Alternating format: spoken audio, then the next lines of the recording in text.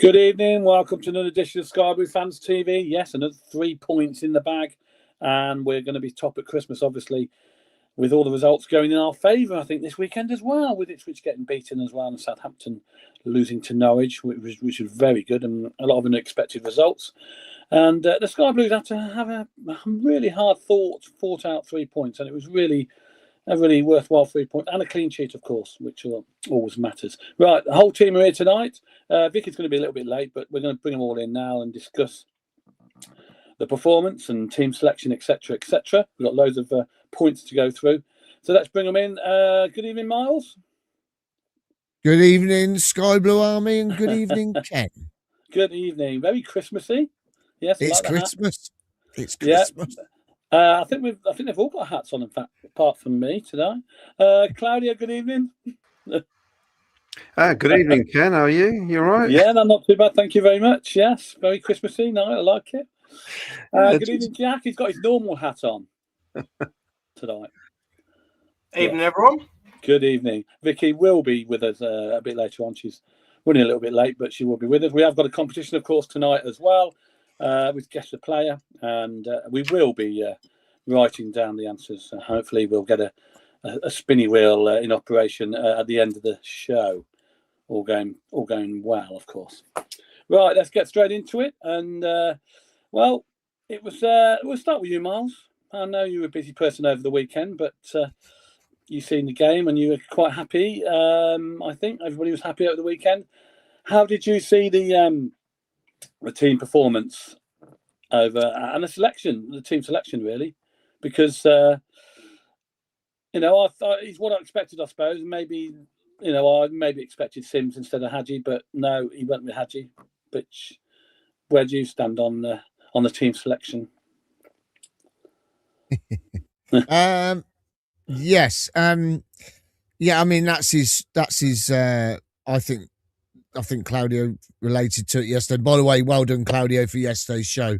What a brilliant show, mate. Absolutely superb. So well done, mate. Exactly. He was going solo as well, wasn't he? Yeah, he did a great job. So well done, buddy. But yeah, that is Frank's first 11, really, I think. I think that, what you're seeing yesterday, he's always going to start Hadji, I think, over Sims, unfortunately, because Sims has really put in a shift since he filled in the gap and filled in the shoes of Hadji Wright when he went off injured. So a bit disappointed with him not being able to start, because I think his presence yesterday, knowing that we're going to cross the ball a lot, would have been a lot better for him. But not surprised, really, if everyone's fit, that's his starting 11.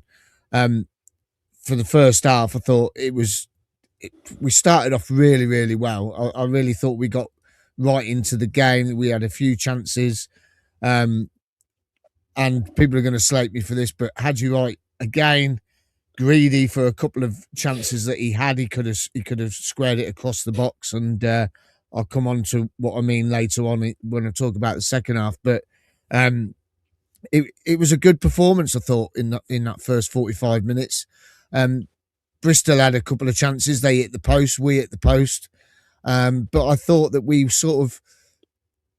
a lot more in control of that game than we were against Preston, and definitely at Ipswich in the second half at Ipswich. But the first half, we looked pretty good. And I thought, being at home, it's just a big advantage to us at the moment. It really is. When you've got nearly 30,000 Cov fans, behind the players, it's just gonna make them play better no matter what. Plus, I'm not being funny. I watched Sunderland this afternoon. They're in the Premier League. Their pitch was awful. Our pitch, it's been absolutely superb for us, and I think that helps the way we play at home. And I mean, Hadji was unlucky, wasn't he? He had a good couple of chances. There was one, I think it was one or two that he maybe have squared, especially the one that he hit. The one that he hit wide. If he hit it first time across the box, squared it, I think Rudoni was running in on it, and maybe he might have had a tap in it, in the middle of the net. But and there was one he could have played to Sakamoto, weren't there? Yeah, I think that was second half, wasn't it? I think, but But I mean, the way we played, the way we set up was superb. I thought, and taught for me yesterday the way he got around midfield. Got his foot in whenever he could. Got some great challenges in. They all put in the shift, and very, very pleased. And there was a few lackadaisy moments at the back. There was one where they had the goal. And I've heard people say it was an handball, but I've watched that back 3 times today, and on the camera, you can't see it because when they show the replay of it, the camera's too high, so you can't see where the ball bounces or whatever. So, maybe we got away with one, but I thought Bristol played. They came to upset it, but I don't think they were a team where we've had a couple of teams come to us now and they've gone to try and attack us. West Brom was one of those when they got 2 goals. They really went for it, and I think Bristol were a little bit more standoffish and tried to get us on the break. But overall, the first 45 minutes I thought was cracking. To be fair, yeah, it was quite entertaining. I thought it was pretty end to end, wasn't it? There was chances, and it's just a shame there wasn't a few more goals, but it was quite an enjoyable first period, I thought. Claudio, how did you see the? First of all, was your expected selections, were they about right? Yeah, it's so obvious now. That's about 3 times where Sims has filled in for Haji Wright for several games, and as soon as Haji's had a game and a half ready to come in, he just puts him straight in. So he's obviously his favoured striker, regardless if we play one up. If we're playing one up front, he just plays Haji Wright, and it's regardless of who we're playing against. It's very rarely he's put him in ahead of. He's put Sims ahead of Haji Wright. And I think we just got to accept it. And like Miles says, I think when everybody's fit, even when BTA's fit, that is his preferred starting 11. I think. Yeah, well, we're going to come to that a bit later on about BTA. But like Miles says, it was a half, the whole game, to be honest, of 2 teams with some of the worst finishing I've seen all season, because that's what it was. It could have been a 4-4 match, really, because there was plenty of chances. And if you look at the stats, there was lots of. Rushworth made 9 saves, and 2 or 3 of them were incredible saves. So, it could have been a high-scoring draw, basically. And I've watched the highlights and on reflection, we may have got away with one yesterday, to be honest. But that's how you win leagues. And as we proved in 1967, you don't have to hammer everybody. 1 goal wins is still, in them days, 2 points, but now it's 3 points. So I'm happy with that. Absolutely happy with it. And I thought there was moments at the back where we are a bit shaky. It's the way we play. You got the 2 fullbacks pushing up. We're going to get exposed. It's how they deal with it. And if I'm honest, I thought out of the 2, Jay had a much better game than Milan. I thought Milan looked a bit, maybe he was still suffering from his bug from during the week, but he was kind of jogging back at times. And he didn't look with it, but did he at times? Yeah, and some of his passing was all over the shop. And him and Sakamoto didn't really interact like they normally do, I don't think, down that side. It was all down the left. So whether or not that was something that Frank Lampard and the coaching staff told him to do, is to just keep giving it to EMC, who was a bit of a monster yesterday, I thought. He looked really hungry. But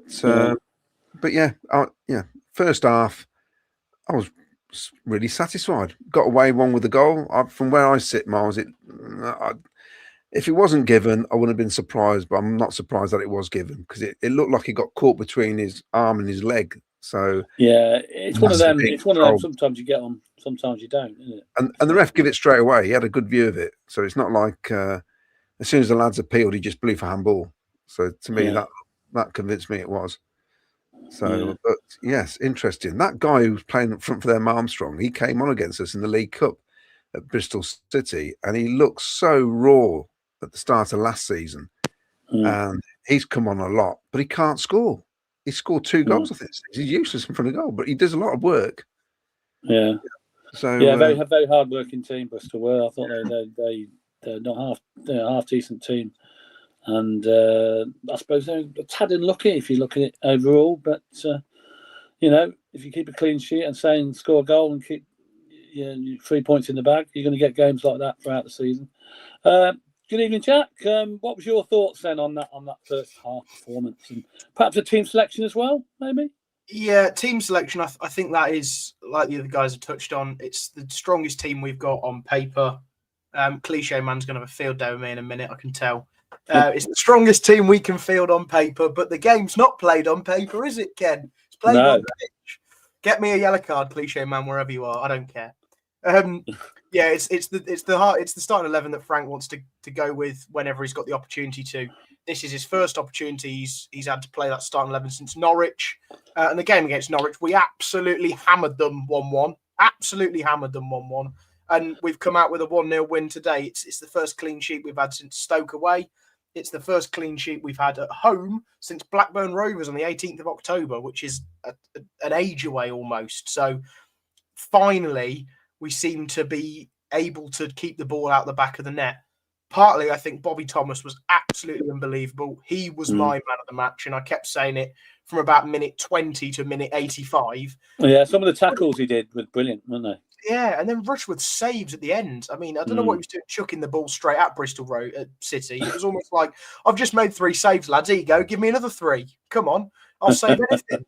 He was a brick wall yesterday.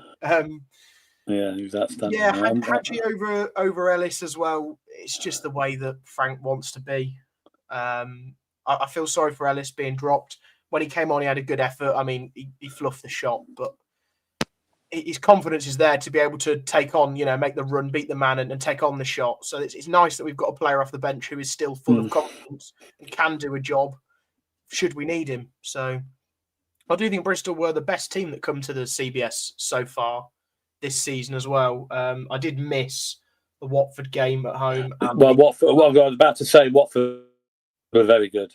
Yeah. Yeah. Well, I missed Watford and Blackburn, so I've only got extended highlights to go off on them. So without them two, Bristol for me were the best team that have come to the CBS this season, and you can tell that they're a team that made the playoffs last year and are in a playoff hunt this year because they're hard to break down. But they're very good in attack as well. They just struggle with their finishing, don't they, as Claudio mentioned. So 1-0 might not be fair, but it's what we did. We've got the 3 points. And look, 2-3 years ago, that the game we'd have lost 1-0 and we'd have been going, well, we could have snatched a point there. Now it's the shoes on the other foot. We're at home. We've won the game. It's as simple as. And Bristol are feeling a bit aggrieved, aren't they? Yeah, it was one of them games. And could easily have been, as Claudia said, it could easily have been 3-3 or something like that. Something ridiculous. Because there's plenty of chances. It just, I don't think any of the strikers had their firing boots on. That was the problem. And the goal came eventually in the second half. Obviously, we'll discuss that. We'll discuss that now. The goal, we have got the goal actually, Miles, haven't we? Yes, we certainly have. It's a nice little finish, actually. It is a good little finish. Where are we? There we are. Here you go.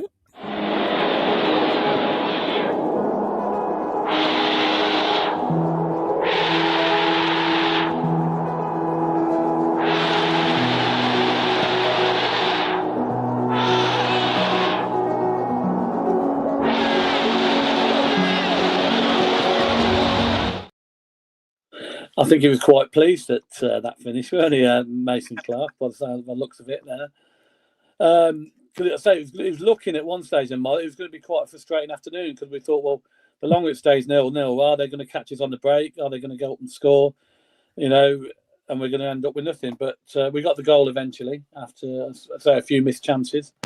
And Hadji did well for the goal, to be honest. He created it, didn't he?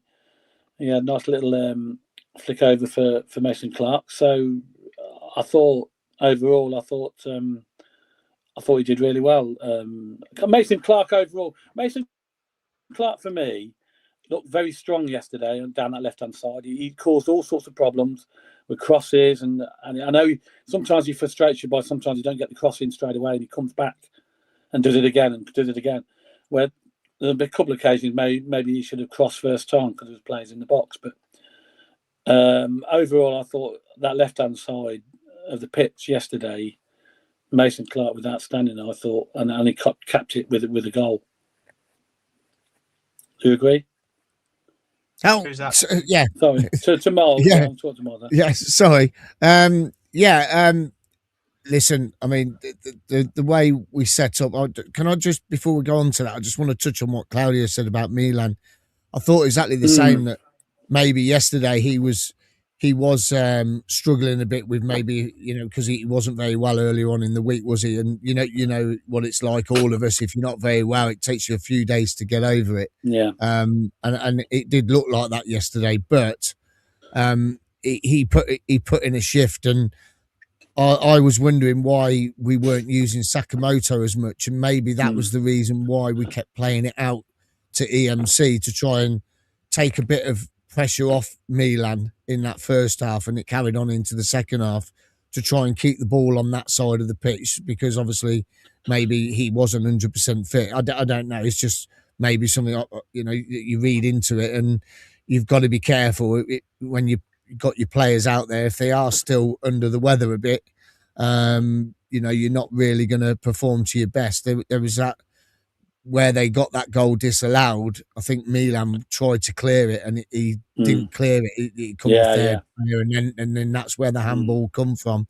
But going on to that, the way the goal come about, I thought was cracking, because it was from a corner from Grimes. Grimes has put it in, and we've kept the play going. We haven't given up. And do you know what's great about it is the ball's come back out the box, and De Silva has out jumped their player, and he's headed it back into the box, and it's bounced over to Hadji Wright, and Hadji's put it in.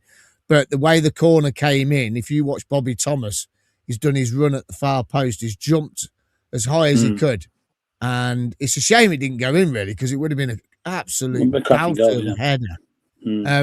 But the way EMC celebrates, you've got.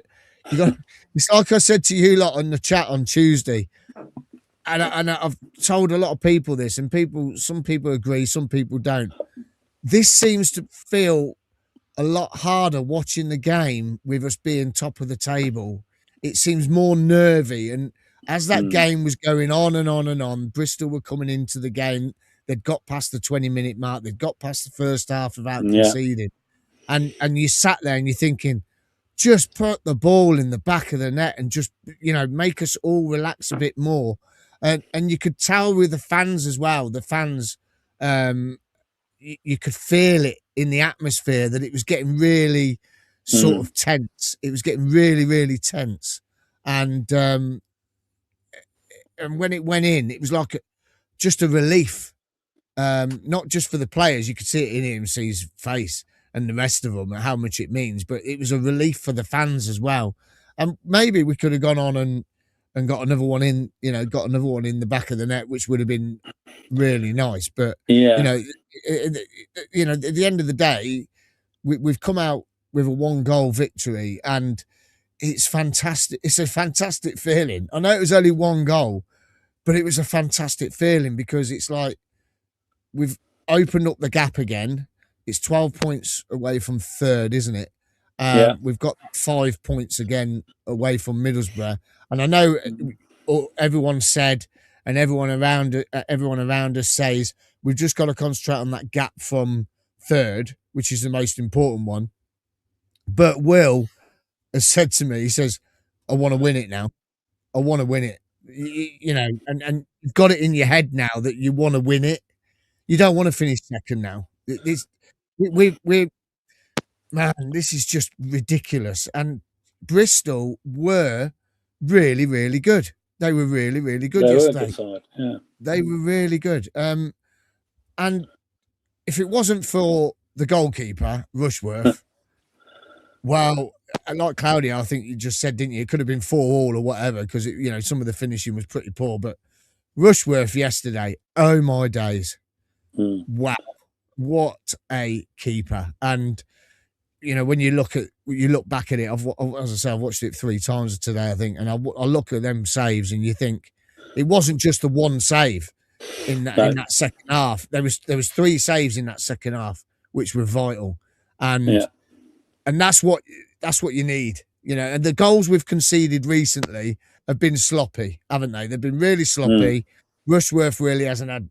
He couldn't do anything about them, because it's just been sloppy mistakes and things like that. So, he just wow, just unbelievable. And Sakamoto, you got to give that boy that ball all the time because he's just ridiculous. He is ridiculous. He took 3 players on, squared the ball first, squared it across to Eccles. Eccles had time to take a touch, and, just to compose himself. He had loads of time, compose himself, and you could be side footing that into the bottom corner. It left. Yeah, I thought if that had fell to Torp, that would be in the back of the net. I think Torp's a bit more composed, but maybe you just don't know, do you? But no, it's one of them. But yeah, there's loads more could talk about second half. But get some comments or get some of the views. Yeah, let's have a few comments then, Claudia, because there'll be a few comments piling up. Yeah, it's interesting. That's another team that's come to the CBS, and they've said it's one of the best performances they've had this season. So that's what's happening.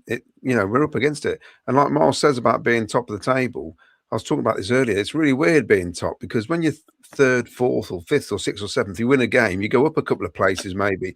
When you're top, you don't go anywhere. You just stay there, and it's really weird because you feel like you've not been rewarded for winning another game. It's just more points. Hopefully that reward will come in April, May, whenever the season ends. And obviously teams add 10% to their game when they're playing top. They want to beat you, don't they? Because they're top of the league. They always want to beat you. So they put that added extra effort in, if you like. You always find that. Yeah, we're being hunted. We're being hunted, aren't we? Now we're being hunted, and we're not used to that, are we? We're not used to being hunted. We're used to being the team that's hunting 6th or 5th or 4th or whatever. We've never had this aspirations to win this league or to go automatic, have we? We've never had that. We got back into the Championship. The first season was all about consolidating, make sure we don't get relegated. We did it. Then it was the push to try and make the playoffs. We did it. Then we tried to do it again, got to the semi-finals of the FA Cup. That put a dampener on it all. And then last year, we did it again. We went on it again. And it's just weird. It's weird, and it feels so different. Like you say, Claudio, you win a game, you go up places. You're at the top. That's it. You're like... Well, in all fairness, Mark, normally the season doesn't start for us till next week. Exactly. That's what I mean as well. Yeah, we're a bit ahead of time, aren't we? We started very early this year. Yeah, I'll get his comments up there. It's just crazy, man. Warren Minshaw says, good result, Bristol, very good team. Rushy definitely needs to be signed. Dover nowhere near Rush's class. I think that's the feeling with a lot of people. That was a gritty performance, says Uncle Jonga, by CCFC. BRC were disciplined and organised with their team shape, which made them difficult to carve open. Anyone else feel that the crowd in the first half were quiet? I'd put that down to no beer. I was sober, so it was exactly. Evening from... you wouldn't have made it to your seat anyway if you were drunk. You would have ended up going home. I still think our defensive frailties need a serious looking at. God bless Rushworth. 40 says, even all, in the context of the table, we're 12 points clear of 3rd. That is same gap between 6th and 20th. And bizarrely, in a 4-point week where we thought we'd done, some fans think we were awful this week, we've got a 2-point gain on 3rd place. So there you go. So it's not that bad at all, is it? It's pretty good, really. Paul Cuttiford, Rushworth saved our bacon yesterday. It seems some sparkle is draining away the further in the season we go. We must take care of the 5-point lead better than we looked after the 10. On we go. But yes, Middlesbrough got to play Ipswich as well, haven't they? It's you can't complain at this point of the season. Absolutely not. James Hollyoak, we need to find a way to get Rudoni into the game. He just don't seem to be the same player as last season. Not up to scratch, probably. Michael Cronin, hi guys, Hadji could have scored a hat-trick in each of the last 2 games, so we are making chances. Exactly. I've got something to say about Rudoni later, if you don't mind. If I can go into that. Well, as Rob87 will touch on this later, does the Rudoni stay in the team? Lack of match sharpness is clear. He's losing the ball too often, making poor decisions at times, breaking the flow of our play. Eccles needs to come in. Interesting take. Wayne Brewerton, good win. Hadji looked up for it. Rudoni looked off the pace. Dark far. So it looks like the goals have dried up. Dan 1975. Good job we won on Saturday because we never won at St Mary's. It's been 25 years since we last won there. Wow. I'll take a point, to be honest. Yeah. That'll do me. It's all good. Steve Price wants to know who was the good-looking man at Dylan's DJing. Any ideas, Miles, who that could have been? Who was that? Miles' twin brother. Yes. Mark Patman, evening, guys. We are still top of the league, and it looks like it's going to be a happy Xmas. Onwards to the den. Come on, Cov. Let's do it. Mad Frankie says, BTA, who would have believed how much we would miss him? Well, yeah, we're going to discuss that in a minute about BTA because that's a bit of a talking point. A lot of people are saying we're missing BTA. He just seems to be in the right place at the right time and get chances, doesn't he? Lee Lishman, I don't think Hadji will ever be someone we can rely on to put in a shift week in, week out. Maybe he could be considered a luxury player. He did well Saturday, but he never looks the complete deal.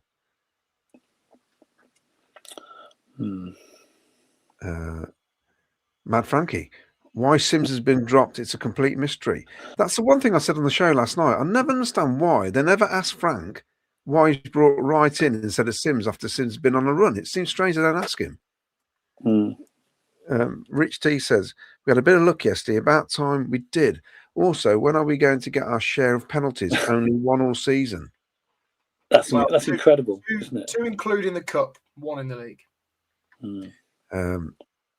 Ian Courts, what is the point of linesmen? Are they only there to give offsides? Well, the one on Saturday wasn't even giving offsides. And throw-ins, are they scared of giving decisions? P.S. Thanks, Doug, for the free pies. PUSB, I'll tell you what.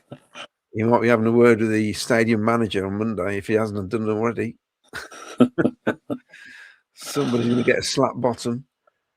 Cost him a few quid. Oh, thousands. In fact, hundreds of thousands. Do you know what, though? I'm disappointed about that because my lad and his girlfriend went down. They comes back. They said, "Oh, there's free pies down there. Why don't you just get me one?" I goes down to get one. They've all gone. They can only give 1 per person. Yeah, 1 per person. I've seen people walking away with 3 or 4, mate. Trust me. I've seen it. I mean, I was lucky enough. I managed to get a steak kidney pie and chips free. Well, I know. Nice. But glad you got a prawn sandwich. No, I didn't. The guy behind me couldn't get one for his lad. He said his lad has to come up and queue himself. So. Dan says Sunderland have shown the blueprint for next season. I watched that today. It's quite funny. They won 1-0. Didn't have a shot on target, I don't think. It's funny.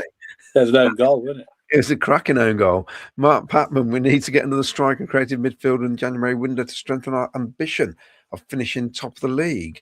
Well, we'll see, won't we? Is it January yet? No, we need players now. We need players now. Clean sheet yesterday was important. We need more of those if the goals have dried up. Lee Lishman again. And does the panel think Dovin can reach the standard of Rushworth? Still think we need signings to get over the line, quality championship standard, more so than Premier League players or prep players for the future. I don't think he'll play again this season. It's a big injury to get back from. And it's pointless rushing him back anyway when you got Rushworth. Yeah. No need to rush when you got Rushy. Paul Stratton, why is the CBS only rocking when we're winning? Very quiet yesterday. When we're under the cosh is when the lads need the support. This has happened a few games this season. I think it's just nervous energy. I'm to be honest, I've never been a singer at a football match. I just like watching the football. I don't. In all the years of watching competitions, in fact, most stadiums, there's not many where they sing from start to finish. We've been to loads of away games when there's no singing at all, apart from the away fans. Yeah, but Claudio, you can sing because you were singing "That's Amore." Yes. But, I think we just get a bit tense, don't we? We were singing at the start. Definitely. It was nice and loud for the first 20 minutes. At least the lads have got a week together to get ready for Southampton away, another big game, and hopefully a good win for us. Yes, Christmas parties all around this week. So, yes. Rudoni's passing set up to have had his chances. He played okay in my eyes. A few more games, he'll be flying, says Rob, 58 UK. I mean, he got caught a couple of times on the ball, but I think that's down to just not being as sharp. He's been out injured, you know. Marky Boy says everything went down the left, which I found very confusing. Saka is a dangerous if you get him in the game. Rudy's still off his best, and Hadji and Sims is an interesting one. And this is from Mark Rainbow. Lewis Carey, Sky Blue legend for 10 minutes, has said it was a definite handball on a Bristol City video just from the position of his hand. Our back four claimed in unison when it happened, which is always a good sign. But then again, nobody did when Fads did it at Luton, did they? No. That was a cracking handball, that was. He got away with it. That was brilliant. Dawn Cook. Oh, Dawn's back. Love the housery from the Cov fans winding Armstrong up. He has a proper tantrum just in front of me, which is hilarious. Thought he was about to throw the ball at us. When you say Cov fans, you mean you, don't you, Dawn? You were winding him up. Just Dawn on her own. Just Dawn on her own. Dawn and Vicky. Cov Carlman says, even all, it was a handball. He dropped his shoulder with his hand open and out. Pabagon says, even all, sorry, fans were quite quiet yesterday. When the team needs support, we are a team together and should take our part.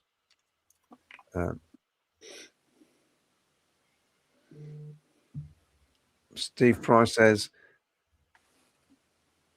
a bit worried as not clinical in front of goal and wide open at the back. However, a win is all that mattered. God, we're picky, aren't we?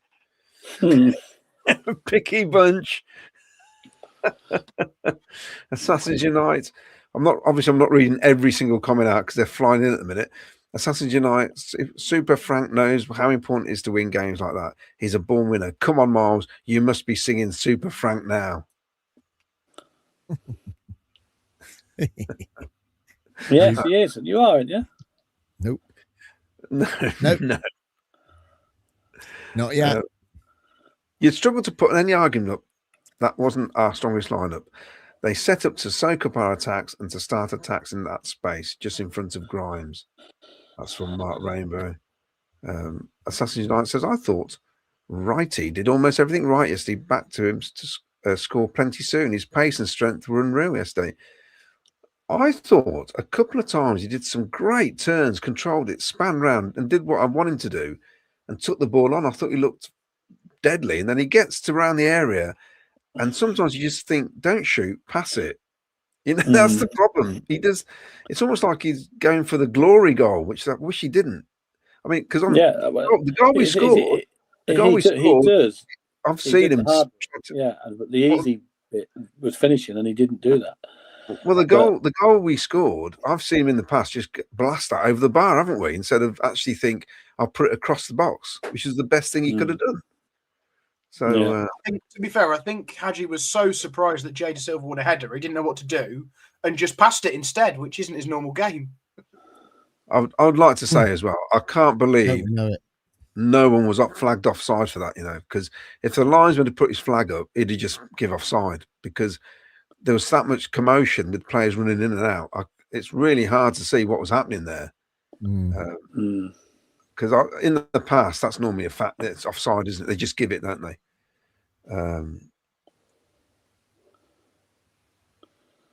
Wayne Littlewood, evening all. Tough game yesterday and a relief for 3 points. Bristol will feel aggrieved as they could have and should have had it 3 or 4 goals, and so should we. I think that's what we've sort of established, haven't we? Yeah. Could have, should have. Yeah. Andrew says, play Sakamoto in the number 10 role. So that's a possibility, isn't it? Yeah, I think so. Yeah, he's that sort of player, isn't he? Yeah. I mean, Miles would have him in goal. He'd have him anywhere, wouldn't you, Miles? I wouldn't put him in goal. He's too small. Mark King, we've scored only 1 goal of our making in the last 3 games. Teams have started to figure us out defensively. I think teams know how we play anyway. So we've still created chances. That's not because if we're creating chances, that means we are doing pretty much the right things. We're just not finishing. Yeah. There's one thing about it. At least the keeper didn't get man of the match yesterday. That's true.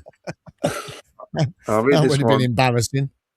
Last two games, we've gone 1-0 up in the second half, only to let the opposition come on to us.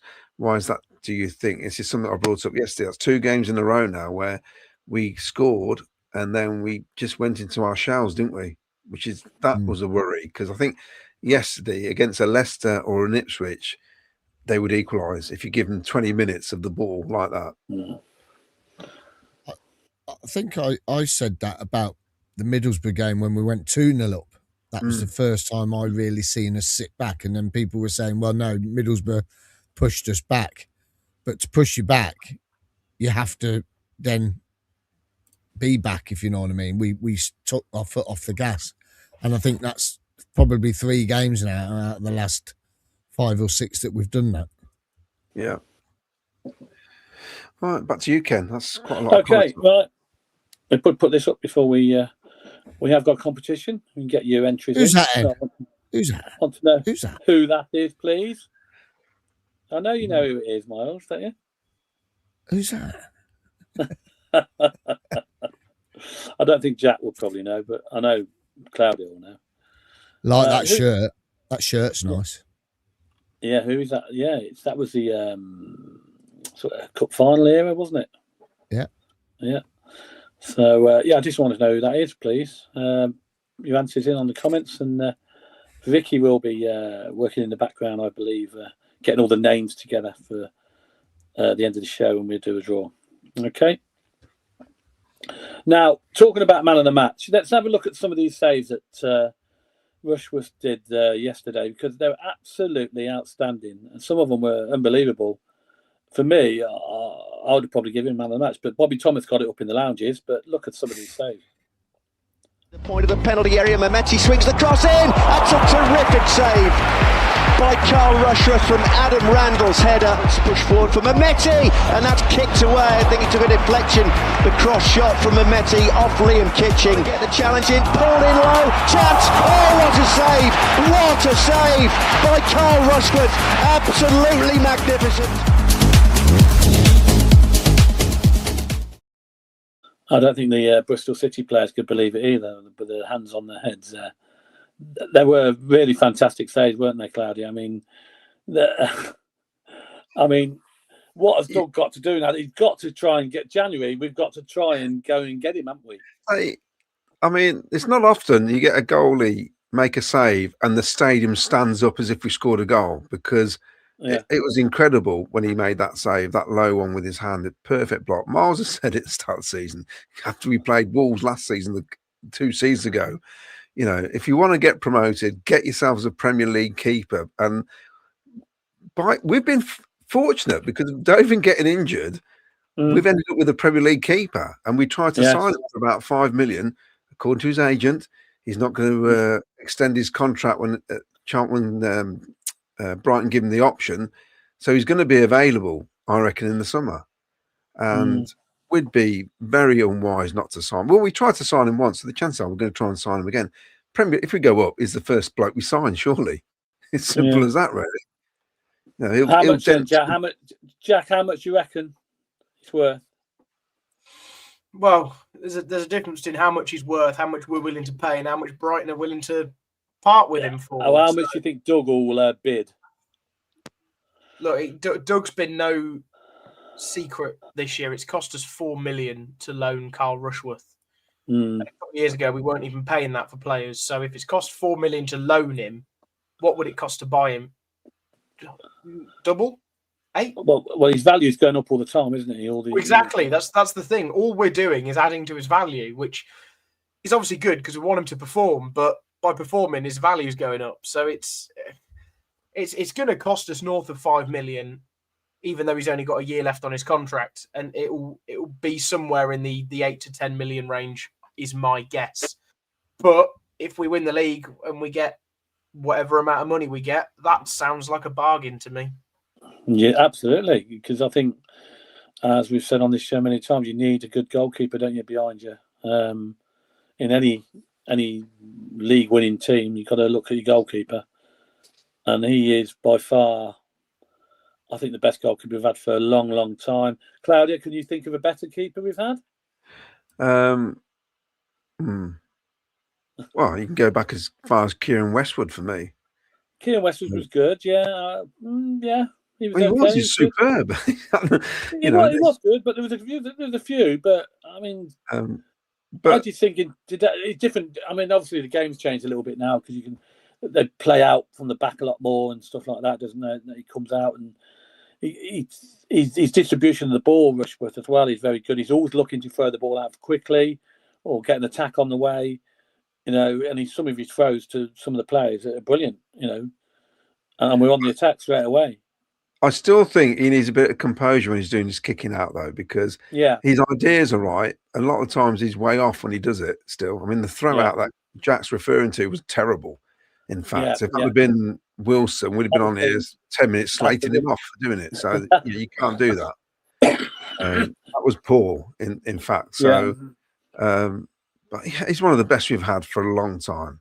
At this level, which is what we got, and because we're top of the league, and we're top of the league. He's been a big part of it, definitely this season. This wasn't the only game where he's pulled off some really good saves. He's done it in other games. Yeah, is he better than Oggy Miles? Oggy, right? The problem. Yeah, I mean, Oggy was class, wasn't he? Absolute class and a legend for the club, and no one's ever going to forget him. He's just been brilliant. He was ace. I think the difference is nowadays, like Claudio's just said, it's a different game now. But the thing we've got to be thinking about is that if he's playing this well, is another Premiership team going to come in for him with a lot more money than we can offer? And money talk in football. We shouldn't get too attached to a loan player. And rule number one, don't get attached to a loan player. And when you think about the money that some of these established Premier League teams have got, they might be sniffing around him and we might not get a chance. And this conversation's just been a waste of time. I do hope we do sign him because he's been brilliant. I don't know if you listened to his interview at the time. What a great and humble person he is to talk to. He was super, and he was so humble, and he's so focused, and he was on his 8 clean sheets and he wants more, and hopefully this is a stepping stone again that he can carry it, move it forward again. And I think, yes, we could say, okay, we'll put 8 million in. If he's cost 4 million to loan him, I think you're looking at 10 plus million, to be honest. If he's cost 4 million to loan, right? If he's cost 4 million to loan, they wouldn't accept a bid for 5.5 million, whatever it was. Then you're going to be looking above 10 million, aren't you? You are. Double figures, yeah, easily, I think. And look, if he's with us next season, he's with us next season. If he isn't, then it's been a great loan signing. That's it. Yeah. We can't get too attached. Attached. All I can say, Brighton must have 2 really, really top keepers. If he's number 3, which he was allegedly number 3 in line. I think the other thing is as well, if he doesn't stay with us and he goes somewhere else and he gets a call up for England and he plays for England, we can all turn around and said, do you remember that season we got promoted and he was our keeper? Yeah. He used to play for Coventry, he did. Like Henderson. Their number one keeper signed up till, he just signed a new contract till 28 or 29. Was he? Yeah, so he's not going to get in the Brighton team, basically. No. Good. The worry is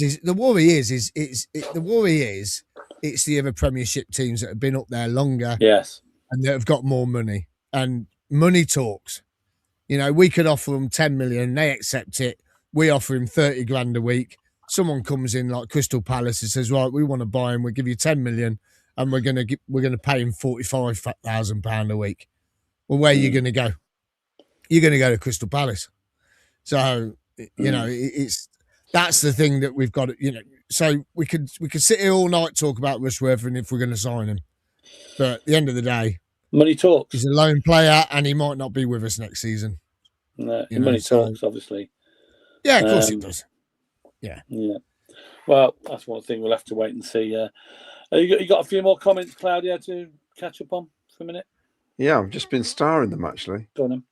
Can I just say, Miles, did you know it's not been called the Premiership since 2004? It's the Premier League. You see this shirt? We wore this in the Premiership, mate. We probably did, yeah. But it's not called the Premiership anymore. Don't care. We wore this in the Premiership. Have you seen this shirt? I was going to say, Claudio, when did you get that? That looks like the new £100 shirt. It arrived this morning. Is that the new limited edition shirt? I'm saying nothing, but it came to me this morning, so that's all I'm saying. From Santa? I don't know. Just come in the post. Unbelievable. Wow. Right. Wayne Littlewood says, still look a little slow and dodgy at the back. If we defend like that against Southampton, we'll get punished. Can't see Adam Armstrong missing chances like Bristol did. He missed some yesterday. Missed a penalty as well. Was it this fella, Claudio? Was it this one? Did he bring it together? He looked cool yesterday, he did. He looked wicked. Look how cool Sky Blue Sam looks there. I didn't see him on the pitch. I don't know how I missed him, but I thought it was AI that was. That you'd done something to it. I thought it was edited. No, that's brilliant, that is. I love it. Absolutely love it. It's just great, isn't it? I wish I could read that out who it is. I think the fact that we kept a clean sheet yesterday is beyond me. Some of the goals come down to luck. Possibly in the end, I don't give much of a peanut if we win the league or not. 12 clear of third, PUSB, exactly. Wes Handley says, was it me or does Rudoni seem to be moving a lot lately when he's not getting the ball? Yeah, I'm not really sure what his role is at the minute. Coventry arguably already played their toughest away match this season with wins at Stoke, Middlesbrough, and Millwall. The future is very bright. Yes, Jack's got some stats on that to show us in a bit. So for those people panicking, we've had some tough games away from home and done okay. Nicholas James, all fantastic points are being made by you guys. Absolutely agree with them all 100%. When I watch footage of us scoring with seeing how much it means to the boys and fans, puts a tear in my eye because I just love our club so much. I saw the joy on Hadji Wright's face when that ball went in as well, actually, for the people who question how loyal he is to the club and all that, with apparently forcing a move. You know, ridiculous. Did you know our goal difference is still better than the rest of the top six combined? That still blows my mind. Imagine if he doesn't go in January after you just said that. We ain't losing anybody in January. CWR seems scared to ask Frank the big questions. I wonder if they've been told they can't ask it, because it seems odd that it never gets asked why he puts a player above another one. It seems a reasonable question to me. Our fans just need to enjoy what is happening. We are top of the league, 5 points clear of the second, 12 points clear of the third. We bring in 2 or 3 of the right players in January. We'll win this league. It's our year. Big Pete says, he's apparently massive, is Big Pete. Hi, guys. Who would have thought in August we would be top by Christmas with a massive goal difference? The January transfer window is going to be interesting. The problem is, I wonder if Frank says, by the way, Doug, we need so-and-so and so-and-so. And come January the 1st, we could be like 15 points clear of third, say. You might say, well, do you need anybody? Look how far ahead we are. So you never know, do you, with Doug? I was just about to say, everyone's saying January is going to be interesting. You imagine if we don't sign anyone. Oh, no, well, that would be disappointing, wouldn't it? Well, I've heard Ken reckons we've got 2 or 3 players coming in. Definitely. It's always 2. I think 2. It's always 2. I think the reason we played down the left yesterday was because Tats had 2 or 3 Bristol players marking him. They did double up on him. Yeah, I noticed that. Ken, do you think 2 or 3? I think a minimum of 2. Yeah. Hold on. Can I clarify as well? I think I was right last time, weren't I? You said 2 on deadline day. He said 2 on deadline day, and there was 1. Well, obviously there was technical issues on deadline day. I mean, like on Saturday as well. Internet went down. Tills went down. Hold on, Ken. Can I clarify? The tills crashed. Does recalling Raphael from loan count as a player in? No. Yes. No. He's added to the squad, isn't he? Because he wasn't available previously. No, it's not a new signing. You can't have that one. Mark Rainbow, how often have we been able to say our form over the last 5 games, 3 wins, a draw and a loss is a blip? That was an aspiration not long ago. I know, Mark. It is funny. You know, there's been a lot of teams chasing us, would have seen that result yesterday and thought, flip, they've managed to get a 1-0 win. You know, they've managed to get 3 points again. Ian was, anyone else notice that Bristol City keeper handled the ball out of his area and the referee just ignored it? Or was it just me drunk on free water? No, he did. No, I did. Yeah, it happened down there. I did see that, but I think he was going to blow up for a foul by Hadji or whoever it was. And was it Mason Clark or one of them was a bit close to stopping the goalkeeper throwing the ball out, preventing him. So I think he just played on in the end. There's a referees union there. Hi, Santa. Doug Bolam says, all I want for Christmas is this. Can Rudolph and the boys block the A45 and the 4th of Jan to stop Claudio? Can't miss him. He'll have a prawn signing in his satchel going to St. Andrews. Love Doug. Satchel? Right. Now, listen, I've got some news on this. I have some news on this. Is it a leather satchel? It might be. Is it a leather satchel you got? With some whips and handcuffs in there. And you used to have a satchel, didn't you? Yeah, when you used to go to school with his shorts on and his grey socks pulled up with his little sandals on. I'll go to work now with my shorts on. I wear shorts. I'm not even a postie. You don't wear sandals with your socks on, do you? I wear shorts just in case I get a late call up by the city. You never know when you're needed. In fairness, I could be sat on the bench with Latty because he ain't getting on the pitch, is he?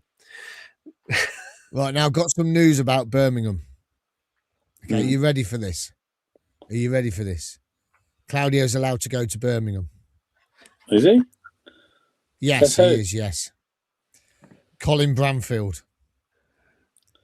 Because Colin Bramfield's going. Colin Bramfield's going and he's going to be on the same coach as Claudio and he's going to sit next to him. Oh, God. So the last time Claudio went to an away game we won, he was with Colin Bramfield. Why is Ken saying, oh, God? He's not you. You're sat next. I've got to sit next to Colin. I should be saying, oh, God. While we're talking about Colin, can I just show you something? Colin bought me a present, right? Oh, this was fantastic. I've seen this yesterday, yeah. Come and see me Saturday, and he's bought me a present. I'll tell you what, absolutely lovely. Thank you, Colin. I really love this, right? I haven't put it up yet because I've got nowhere to put it. I'm going to find some space. I think it's going to end up in the living room, but the missus ain't going to be happy. Right. He's bought me this, look, for Christmas. Look at that.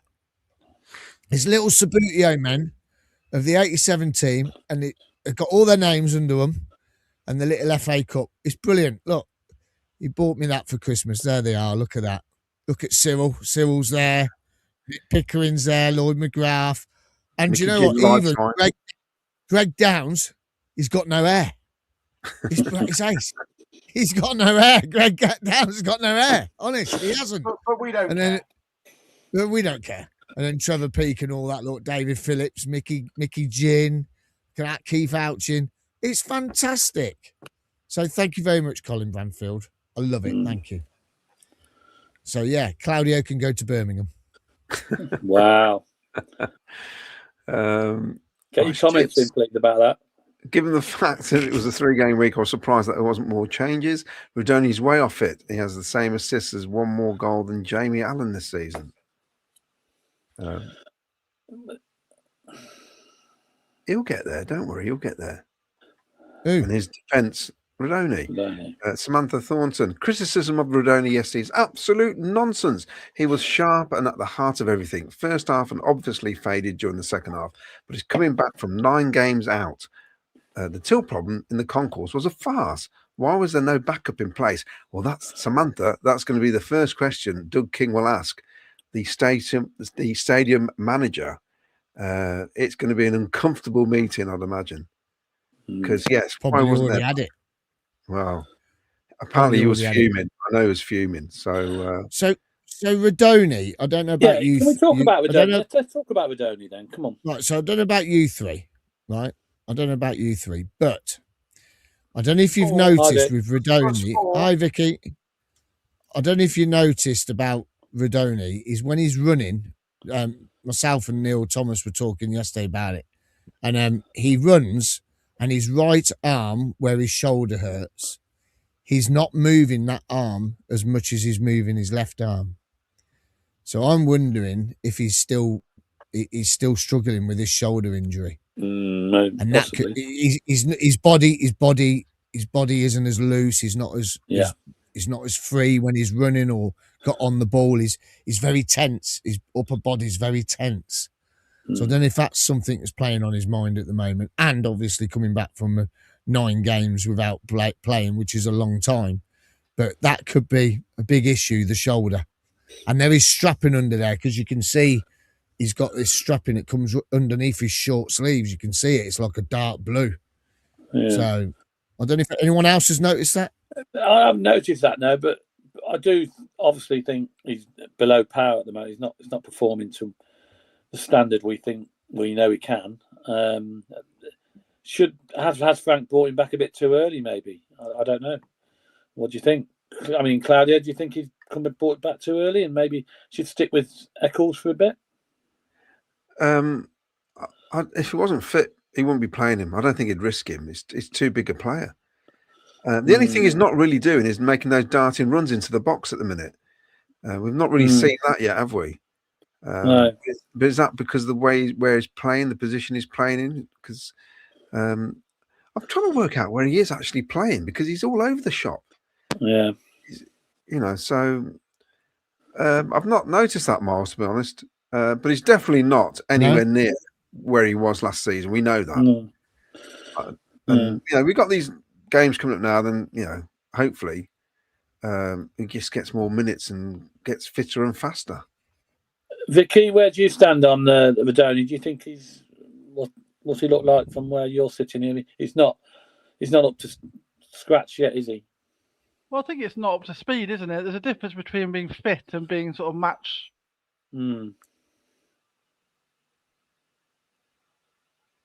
Fit and happy that he's fit, then he can play, can't he? Yeah. He's such an important player for us as well. Only Jack. I mean, we need a Rudoni on full form, but how long that will take, I don't know at the moment. But we're certainly missing his because he, by now we just obviously if he was playing, he'd probably netted a few goals as well because he was always quite a proven goal scorer, wasn't he as well? Yeah, we need him. Sharp is the right word. He's clearly fit. I don't know about his shoulder. Lorna asked him on Friday about his shoulder, and he just said he's absolutely fine. It's not something he's thinking about.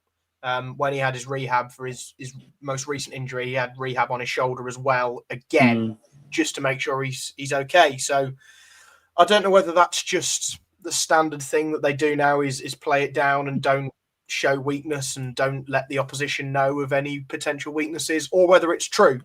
We have to take it at face value. And I do think he was brilliant in the first half and is just lacking that little bit of what he needs to go for the full 90 because he was fading in the second half. He was everywhere on the pitch. He was down both wings. He was through the middle.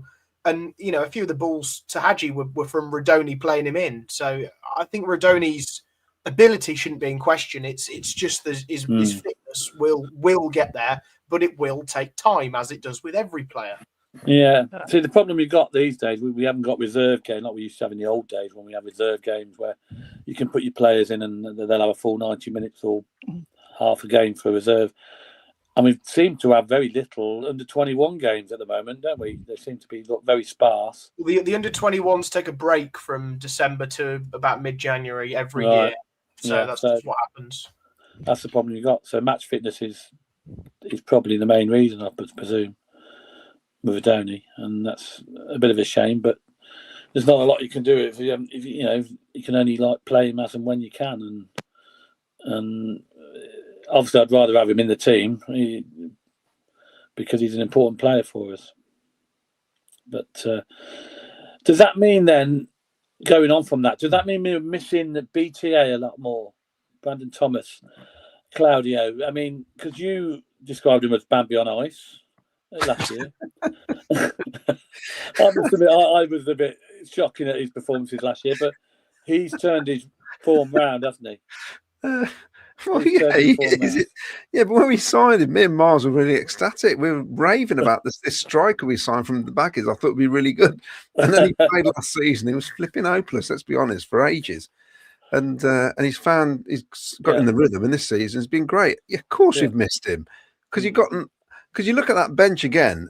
There was no options really to change anything too much.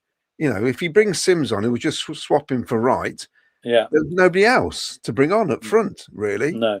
So we couldn't even take Rudoni off and put BTA on, or even take Sakamoto off, or EMC off and take. And BTA just seems to be the knack of being in the right place at the right time, doesn't he, for goals? Well, he has this season, but when he comes back, he's another one's going to take 5 games to get anywhere near up to speed with what he's expected. So of course we've missed him. Any player who's hit 10 goals, is it 10 goals he scored before he got injured? 10, yeah. You're going to miss him, aren't you? You know, whether or not he's going to be the same player when he comes back, we don't know. Because you can guarantee if he doesn't come back and score 2 goals, 3 goals in 4 games, they get slagged off by our fan base, because that's what some of them are like. You know, a bit like what's happening with Rudoni now. You know, come on, let's be sensible here. I don't know how we're doing this, by hook or by crook. This squad of a very small, I would say it's 14 players who are really worthy of starting places at the minute. The rest are making the numbers up, as far as I'm concerned, at top of the table. We're doing a grand job, these players are. And he's a missing cog at the minute, because we can't bring him in when we need him, and there's nobody else on the bench like him, basically. So that's the problem we've got. So, you know, he's not going to be back till middle of January, is he? I wouldn't have thought. Yeah, well, probably towards the end of January, really. But, yeah, exactly.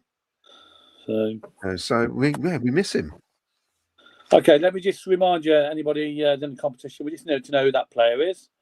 Answers, please, on the comments. And Vicky will be taking all your correct answers down. And we'll draw it for... you can win yourself a Scarborough Fans TV mug, which you've been newly delivered for Christmas. There you go. Who is that? Okay. More comments? Yes. Hi, guys. Hope your Sunday has been good. I want to wish... this is from Chrissy Reed. I want to wish you and the Sky Blue Army a Merry Christmas, just in case I don't get the chance. Merry Christmas. Merry Christmas. Someone's asked about the hats, actually. They're from the club shop, aren't they, Miles? Yeah, last year. Oh, last year? Hold on. Caroline got this year. Yeah, they've sold out now, though. Last year. Yours just old stock. They did have some new ones in, but they've all gone as well. Yeah, old stock. But this isn't. No. No. £100. I'll tell you what. I seen the tracksuit top on Saturday. It was in one of those stalls outside the ground. It's not very good quality for £90. I'm not sure how good quality sports kit is anyway, really, that sort of stuff. Frank Wood, I love the way Rushy catches the ball instead of punching. We need to pay whatever it takes. My missus went to Tranmere, says Dan, on Saturday. Joe Murphy was in goal, aged 44. Oh, yeah, remember Joe Murphy, yeah. That's incredible. Best keeper we've had since I've been watching Jim Blythe. I'll tell you what, I'm going to back you up on that, because Jim Blythe was my favourite goalkeeper growing up. Jim Blythe was good. Yeah, he was good. I put him well ahead of Oggy. Sorry, Oggy. But there's too much TV footage of Oggy making cock-ups for Coventry City. Of course, he was a Scottish international keeper as well, wasn't he, Claudia? Wow, yeah. Scottish international keeper. Les Seeley weren't bad. No, that was the backup to him, wasn't it, in the end? Yeah, I'm sorry. Really? I can't with Les Seeley. He weren't bad. He was okay. What about Brad Collins?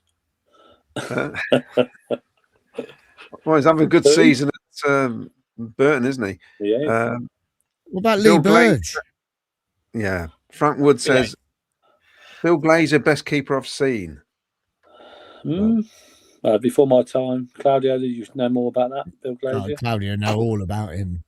I saw him play, but I was still a little bit too young to really remember. Ice Chips, the contract extension is normally with the club and not the player. He's been with Brighton since 2020, and given he's still only 24, they'll get compensation. Nicholas Jones says, if he wants to play for us, we do the business in Jan before anyone else comes in. Well, yes, I mean that could be a point in case. M King says, Wolves are most assuredly being relegated. Is there anyone on that squad you would go after? No. Given they may wish to cut some salary players now. Not really. Attitudes all wrong. Nobody that stands out, is there? Well, that's a point though, because people are grumbling about only scoring 1 goal against Bristol. They've got 2 points all season, Wolves, and it took Arsenal 2 own goals to beat the worst team in the league, and they struggled to make chances yesterday. So, you're going to get games. Not every game's going to be a 3 or 4-0, is it? Faz Subhani says, I was impressed with how good Bristol were, and I think Bristol and Ipswich will be in the playoff positions at the end of the season. I can't see Doven getting the gloves once he is fit, unless Carl Rushworth gets injured. We need to sign Rushworth permanently, signed in January. It is games like yesterday that convinced me we will get promoted, as it should have finished 1-1. EMC played his best game in ages. We need to give Jack Rudoni more time to get back to 100% fitness. I think you're bang on there. Well said. Yeah. Mr. Vargas, B. Vargas, sounds like a top Chilean international. I think that in 1993, when Koff used Miles' shirt, our away kit was chocolate brown. No, it wasn't, was it? It was red. It was red. It was red. It was red and white. You've got it behind you, haven't you, Claudia? Somewhere? I have somewhere. Mandip Singh says, hearing the 4 million loan fee for Rushworth, I'm not surprised Doug avoids loans. Certain path to financial ruin. Fully back the buy rather than loan policy. Well, yeah, this is a problem with some of these clubs. And Wayne Rankin, as a huge Lampard fan who hasn't missed a Coventry game since November last year, even though I live in Germany, I think Lampard's treatment of Sims isn't fair. I see Tammy and Werner parallels here. The thing is, with loan players in January, no club's going to loan us a player now, a top club with top loan players to give us, and then have them sat on the bench. It ain't going to happen. They'll come here to play, surely, not just to sit around. Just to answer B Vegas's question about when the chocolate brown kit was, it was 78-79. Which is the opposite kit to the one you're wearing now, isn't it, Claudia? The away kit. Yeah, the first time they wore it was Derby away, 1978. They also had a yellow version, didn't they, of it, if I remember? 78. Yeah, they wore it I think they wore the yellow one about 5 times. And a red, yeah. I've got the red one here behind here. And B. Vargas says, I used to have some Coventry figures. I forgot who made them. Of Dion Dublin, Peter Unlove, David Burrows, and Steve Ogrizovic. Is it them little figures with the big heads? Do you remember that? Yes. Used to collect them. Do we know why Ipswich game is 6 p.m? Yes, because it's on Sky. And then the rest are playing after us. It's on Sky. There's a game. Yeah, and the 8:50, I think straight after us is the Birmingham game. Right. It's an absolute nightmare. Birmingham, Southampton. Because Luca now, that's the only day in the Christmas holidays he's working, and he finishes at 6. And there's going to be a lot of people like that. So there's a lot of people be missing the game. Obviously, I've told him you're going to be really ill that day. And it's amazing how his boss watches the show. It's nonsense, isn't it? If it had been 8:15, I'd have loved it. It'd been perfect because it gives us time to get the game as well. Yeah, but if it was 6 p.m. Boxing Day, that'd be all right, wouldn't it? Rather than 3, because Boxing Day is obviously a public holiday. But yeah, I know. Tomo, no movement in his right arm. Team don't bundle him in celebrations. His upper body very stiff. Getting him to the end of season for an op. You watch yesterday back. Oh, that's interesting. Oh, no, a minute. That the Ipswich game is that the Tuesday, isn't it? Monday. So that is a bank holiday because Boxing Day's on Saturday. Boxing Day's Friday. No, Christmas Day's Friday. Christmas Day's Thursday. Oh, is it? Oh, I'm losing all days of the week here. I am. I'm losing all days of the week. Well done, Jack. Thanks for reminding me. It's Thursday. Anytime, sir.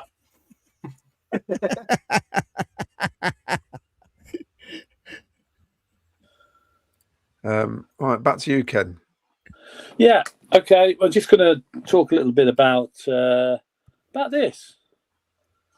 Congratulations to both, Mr. Lampard, Mr. Sims, who picked up awards for their extraordinary efforts during November, I believe, and they both received award. Why does Frank Lampard look like he's made out of plasticine and part of the cast of Wallace and Gromit? I was going to say he looked photoshopped.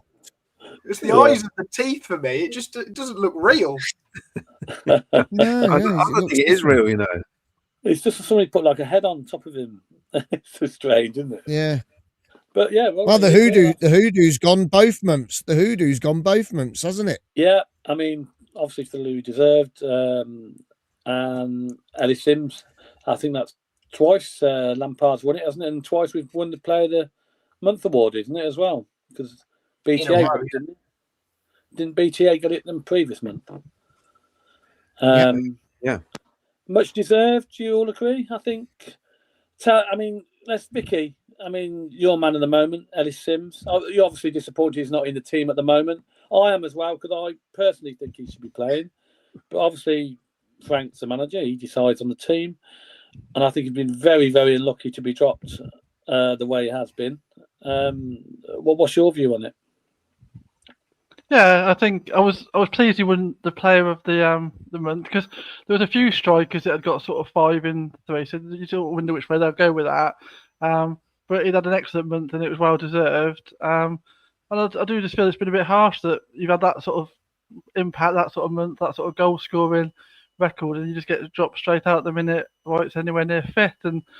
But for me, it just sends out the wrong message for the squad generally that certain players can just walk straight back in. So for me, that just feels a bit wrong.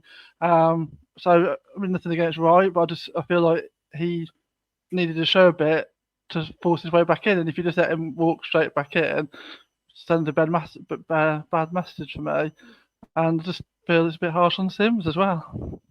Yeah, I must admit, I agree. I think Sims deserved his place in the team. In the few games, I mean, he scored 5 goals in 3 games, wasn't it? It was fantastic, and to be honest, I think he's improved in every game he's played this year because before he wasn't winning so many headers. He's winning a lot in the air now, and he's getting amongst it all. Jack, I know where you stand because we had a ding dong about Hadji Wright and Sims yesterday. I still stick with. I think Sims should be playing. You think Hadji Wright? Well, just to back up what I was saying, right? We had a discussion, Ken. You said he should be sold in January. He's been poor. I disagreed. Yeah. I do not think Ellis should have been dropped, right? Like, I completely agree with Vicky. Firstly, it sends out the wrong message to say to any player, doesn't matter how good you are, you can be the best player of the whole division, but you're not going to start. Because that's literally what Frank Lampard has done, which I disagree with. However, I think Hadji is a more all-round player, a better player than Ellis on his day. Hadji has put in 2 very, very good performances. He's done everything right other than put the ball in the back of the net. And he could have had 2 hat-tricks, yes, and that means he's cocked up 6 times. But I don't think Ellis gets himself in the positions that Hadji would with the ball, like potentially chesting it down and swiveling around a player. Ellis is the man that in the 6-yard box will put the ball in the net if you can get it on his head. Like we found at Preston, that header that Hadji missed, outrageous, by the way. Ellis would have scored that. Ellis would have been in that position. But Ellis wouldn't be making a diagonal run between two defenders and sort of swiveling the ball and keeping it on his feet. They are two very, very different players, right? But I find it extremely harsh. Ellis scored 5 in 3 not too long ago. Didn't get any service at Ipswich, and Frank's gone, on the bench, pal. Not a fan, but a fully fit and a fully fit and in form Hadji Wright is better than any form of Ellis Sims that you'll get, in my opinion. And that is why Frank has picked Hadji over Ellis. We're just yet to see the returns, basically. Yes, probably. I mean, I think you're right with Hadji. We all know what he can do, and I agree with you there. We know a fully fit, proper Hadji Wright would probably be in the team. But, Claudio, we haven't seen a fully fit Hadji Wright, have we, in the last few games? Months, probably, yeah. Well, no, we haven't. But Frank likes him. I've said at the start of the show. That's just the way it is. We're going to have to just get your head around this. Everybody, if he's got the choice of two, he goes with Hadji Wright. And he's done it all the time. So I think that's where we are. But how many chances do you give him if he keeps missing chances? And obviously, that he had a few chances the last couple of games. We gave him 9 at the end of the last season. Do you stick with him? Or, well, yeah. Or you say, right, okay, let's have a change here. Yeah, but he didn't, did he? At the end of last season, he played him for about 8 or 9 games, didn't he? And he was doing absolutely nothing. He had a mare, didn't he? The run into up to the playoffs and in the playoffs itself. And he still didn't put Ellis on the pitch. But that's old news now. We're top of the league. I'm not interested. Frank lives and dies by that decision as well, doesn't he? It's up to him. It's his team. Yes. He picks the 11. We can all chat about our views, but fundamentally, the person who then gets either the praise or loses their job if things go wrong is Frank. So he has to live by his decisions, isn't he? And if we get promoted, like we all hope we will do, at the end of the day, it doesn't really matter, does it? We just want to go up. This is all just hyperbole, isn't it, really? And just something to chat about. But if we don't go up and people then look back at the games we've thrown away points, that's when it comes back to haunt him, doesn't it? So that's he has to live by that decision, and he'll be the one that either is rewarded for it or his faith is rewarded, and then he gets criticised for it. So that's how it works, isn't it, really, as a football manager? And I suppose, Miles, if we win the game 1-0, nobody cares, do they? I suppose at the end of the day. Oh, sorry, I was just sneezing. No, but look, everyone's points are fantastic. They really are. The frustrating thing for me with Hadji is that he's greedy. And for me, the way Sims has been playing since he's come in has been just brilliant from start to finish. The effort, the work rate, everything that he does since he come in to take his chance, he's been everything that we all want. And Hadji, for me, isn't that. Hadji drifts in and out of a game. And I know, yes, that's what some strikers do. And I know, that's the sort of thing that, you expect from some strikers. Yes, he's still the best finisher in the team. I agree with that. But for me, there's not enough there from Hadji. And it showed yesterday there was 3 or 4, maybe 5 chances that he could have laid the ball off, squared the ball. There was I'll go back to, there was a pass that Sakamoto did. His first touch, Sakamoto put the ball across the box, right? There was I can't remember who missed. There was someone running, missed it, right? But Hadji doesn't do that. There was a situation yesterday in the first half. Instead of going for goal, he should have first time made a curling square ball, and it would have reached. I think it was Rudoni. It would have reached him, and that's an easy tap in then. And that's the thing that Hadji frustrates me. And in the second half, there was 2 passes on. You had Rudoni to his left. You had Sakamoto to his right. It was an easy pass, and he goes and has a shot. and he scuffs it and it nearly hits the corner flag. So for me, Sims, he came on yesterday and he did exactly what he did when he was scoring all the goals a few games ago. And Ipswich, you can't blame Sims. You can't blame him for that. He had no service, nothing at all, nothing. And yesterday, when he come on, he showed Haji Wright what you've got to do. And, you know, to be fair, he took that ball down nice and it only just went wide. I say only just went wide. It was about 2 foot wide. But the way he brought it down and the way he hit it, he went to hit it first time, I think was really brave of him. So, you know, it's, for me, Sims starts at the moment. Because we're crossing the ball. So, you know, when you cross the ball... I'm always a believer you play your players in form. And, of course you do. And I think Sims is in better form than Hadji at the moment. But that can change, obviously. But of course it can. At the moment, that's what I feel. But, you know, as I say, Frank's the manager. He picks the team. We can all just sit here and recommend our thoughts, but...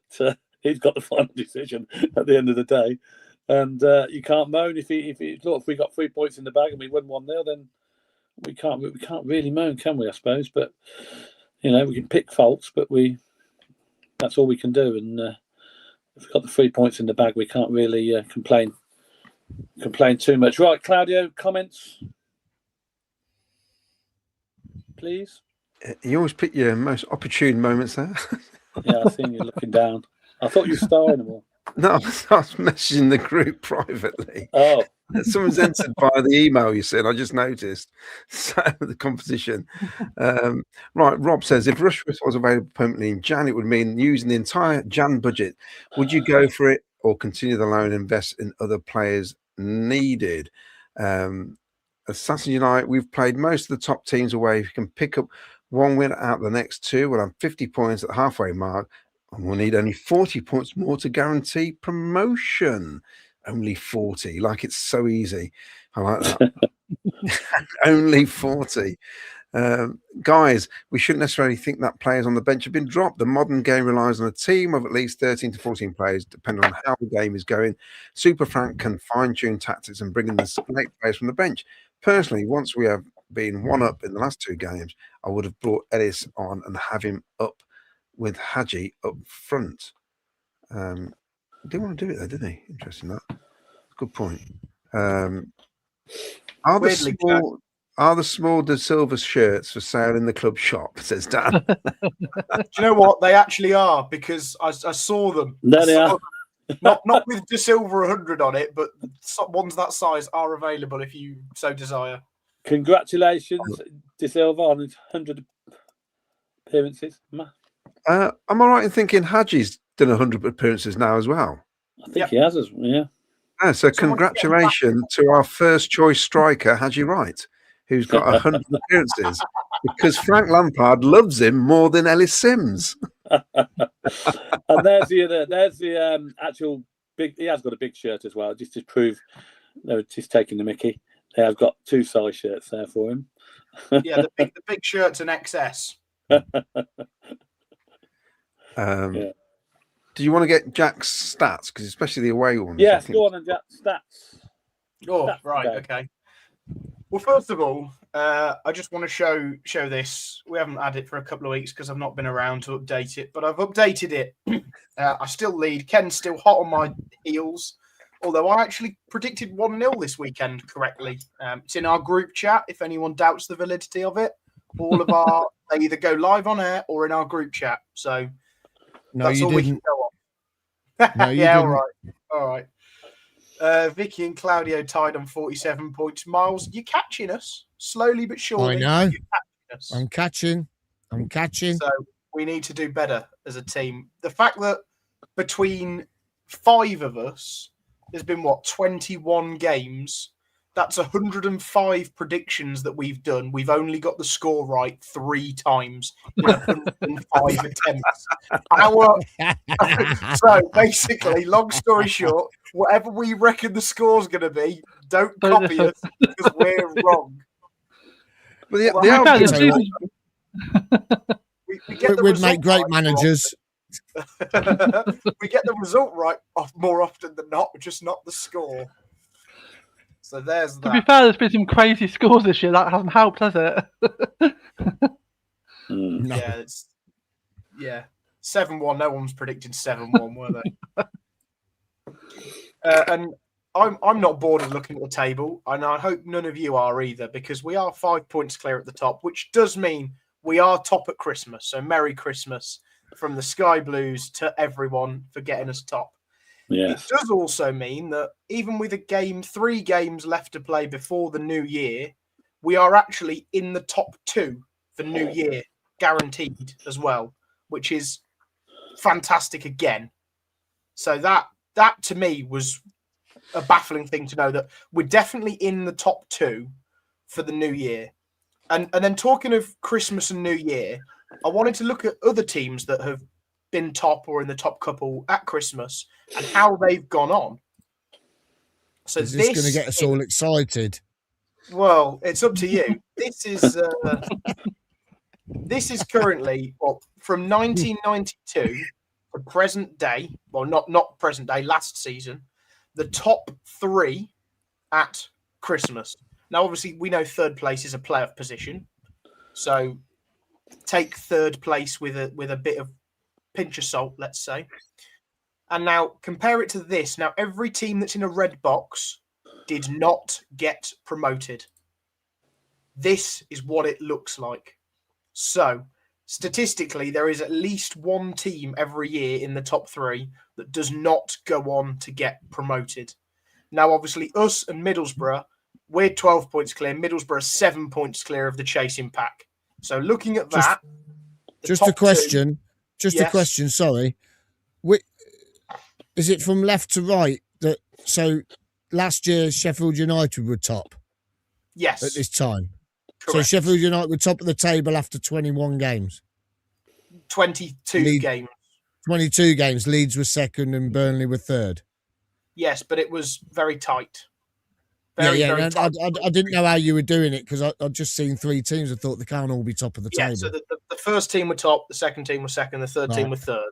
I thought that'd be obvious. No, not really. No, you just got 3 teams. So obviously there's last year, and then there's 5 other times in the last 32, 33 seasons that the team top at Christmas has not gone up. So statistically, the team top at Christmas go up, which is great news.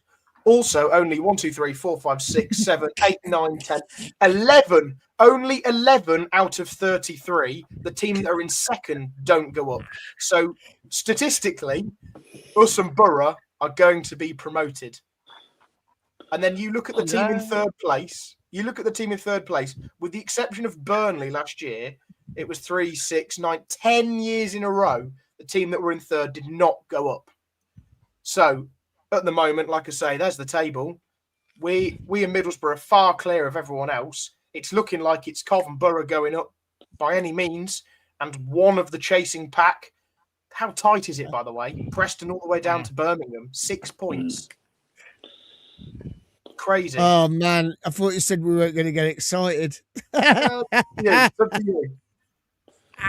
So there you have it. So statistically, it's looking very, very good for us. Going all the way. Going back to 2009, statistically, the top 2, it looks very good, doesn't it? At this time of the year. Absolutely. One more thing on this. Obviously, 2 more games' time would be 23 games played, which is the halfway point in terms of games played. We play Southampton away and Swansea at home. Just let's assume we lose to Southampton away, but let's assume we beat Swansea at home. That would give us 50 points, 50 points at the halfway point. We're and safe. That's assuming that we lose another game. We're safe. We're safe. Yeah, exactly. So we're not going down. We're in such good form at home. We're probably going to beat Swansea. You'd bet everyone would bet on us to beat Swansea. Oh, you know what we could start singing? You know what we could start singing when we get to 50 points? We are staying up, so we are staying up. To be honest, I think we're safe anyway now. In all honesty, Oh dear. Because how many Oh, points man. kept? What was the relegation last season, points wise? Mid to high 40s, so we're about safe now. Yeah. Wasn't it 51? No, I don't think it was that high, was it? It I was think it's always I high think it was. 40s typically. Is it? Anyway, but listen, right? Luton had 49 and they were the top of the three. Oh, there you go. To 49. There you go. Yeah. It was close. So we're safe. But the thing is, though, right, Jack, the wheels have really got to come off now to us not to finish where we're finishing, isn't it? The wheels have really got to come off. Yeah, absolutely. And just to back that point up, so I'm not saying we're going to get another 50 points in the second half of the season because teams tend to slow down, right? But this is who we've played at home and away, right? Oh, I like this. We have played Borough, Preston, Millwall, Ipswich, Stoke and Leicester all away from home, and we've picked up 11 points. The 6 of hardest places we've been away, we've picked up 11 points. It means we have a favourable second half of the season based on the table right now. We have got the 4 of the top 5, bar us, at home to play, which is an advantage. And we have more teams towards the middle and bottom half of the table to play away from home, which typically are the easier places to go. Bramall Lane, I count that as an exception because that is not a good place to go. We are terrible at the Hawthorns as well. But places like Bristol, Birmingham, Watford, Swansea, where the curse has ended, Blackburn, typically, we should be picking up good points there. Norwich, I know, is never a good thing, but they are god-awful at the moment. I know they had a good result the other night, or yesterday morning, was it? But yeah, and then we've got some easy fixtures at home as well. Portsmouth, Oxford, Sheffield Wednesday at home. Derby, Wrexham at home. Swansea and Southampton I've put in pink because that's in the first half. And yes, I've realised we drew at home to Hull, not won. My apologies. But it's good reading. Everything I've just shown you, typically the teams that are in the top 2 go up. We have a favourable second half of the season with who we're playing at home and away. Everything is pointing to us going up. And I said it a couple of weeks ago, and I'll say it again. I think we will win the league. Wow. Blimey. There you have it. On paper, I know we don't play on paper. You've got to say there's 5 games there away from home we can win. Yeah. Just the way it's gone. My stat as well. Sorry, I was going to say there's my stat as well about the player and manager of the month. So that's another sign. So it's all good. Yeah. Can we stay unbeaten at home? Yes. Well, I think we can. Borough, I think we can. Ipswich, Leicester, Southampton at home. Millwall. They're the 4 hardest fixtures at home. I think we can go all season without losing at home. I said it a few weeks ago. I can't see anyone beating us at home. I mean, Middlesbrough might be tough, but when you look at the position of Leicester and Southampton, if you look at the position of the table, why should it be a hard game? It'll be a tough game. There's no reason we won't beat them. You'd say that about Carrow Road, though, but there's just this thing about Carrow Road, isn't there? The thing what we've got to do is not crumble like we did when we went away to Plymouth last season. We've already got the one off our back at Portsmouth, which is great because we just crumbled there. And that's what we've got to try and do, is not crumble at these teams that are in the bottom half of the table that are fighting to stay up.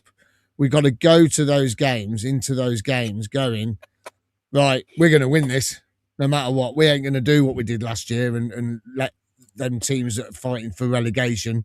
You know what I mean? I think we just got to go for it, man. Just got to go. I can't see us losing at home. I'll show you this then. So this was last season. You look at that away from home against the bottom 6. Stoke, loss. Derby, loss. Preston, loss. Luton, loss. Hull, draw. Plymouth, loss. Cardiff, draw. We only beat one team in the bottom half of the table away from home, and that was Oxford United. We won that 3-2. It was quite a late winner from memory. We had an awful time away from home last season against Porting and then the top 5. You know, Claudio, you're always awful away from home. So we've improved, haven't we? Simple as. We've gone from that to that. Whereas we've already picked up 10 points to teams in the bottom. I know it's not the final table, but last year we only picked up 9. That's the difference. We've already improved these results away at poor sides. We're getting over the line. I don't think we're going to have a time like we did at Plymouth, at Derby, at Luton, because that's not what we do anymore. We're going to win the league, everyone. Cheer up. Be happy. Come on. Are you going to believe us? Are you going to believe us? We're going to win the league. There comes a point, though, as a team, that when they step out on the pitch, they will believe that they're just going to win every game. And that's the attitude they need now. And with Frank Lampard and Mr. Edwards behind him, and the owner being the way he is, because remember, our owner's a winner in terms of business and all that. He knows how to be top of his game, and he'll expect it. You know, so looks good to me. Well, I better start booking me tattoo then. So if anyone's watching the show that's a tattoo artist that's really good in and around Coventry and Leamington and Warwick area, get in touch. Better get me tattoo booked in then, ain't I? Yeah, absolutely. That's the case. Yeah, and we'll video it. We'll do a video and give you some publicity. Wow. Yeah. Look forward to seeing that. We have got a competition running at the moment, just to remind you all out there. I just want to know who that player is, please. Simple as that, if you remember him. Who's that? And who is it? Answers, please, in the comments. And you could win yourself a Scarborough Fans TV mug, which we've had a new delivery of. And anybody, by the way, still waiting for a mug, you should have them by Christmas. How about that? I promise you, Santa will bring you your mug by Christmas. This one, he'll deliver it. This guy. Sky Blue Sam, look at him there. He looks good, doesn't he? I never wore a Santa's outfit when I was Sky Blue Sam. That's not fair, is it? Just a couple of little bits and bobs there. I'm just going to go. Now, me and Vicky wasn't at the Diamond Lunch during the week, unfortunately. Weren't you? No, unfortunately, we didn't get an invite. But Miles, Claudio, and Jack. Yes, I know he doesn't look old enough, but he was there. Now, tell us all about it, Miles, because you've got some pictures to show us as well. I'll let Claudio tell you because he's the oldest. Go on then. Let's have a look. There we are, from Mr. Stephen Froggatt, who was good, wasn't he, Miles? He spoke really well. Brilliant. Brilliant. We're going to get him on, aren't we? Yeah, so it's if you support the club 50 years, basically. I remember him scoring a fantastic goal against Everton that time, remember? He did. And it was a Christmas lunch. So there must have been about 200 people there, easy. Probably more, actually. Yeah. It was really good. It was a good lunch. And I don't want to promote drinking, but we did. There's Jordan Williams, great singer who's entertaining the people there. Yeah. He sang yesterday as well. He sang yesterday in the lounges as well. And Paul Hughes messaged me. He said they had a great singer on. I said, was it a young man singing Michael Bublé? He says, yes, it was. I said, that's our mate, Jordan. Yeah. And just to clarify, the drinks weren't free, were they? You had to pay for them on Thursday. No, the wine was free. Oh, the wine was free. Yeah, it was Yeah, just to confirm, Jack was there as well. Jack made an effort.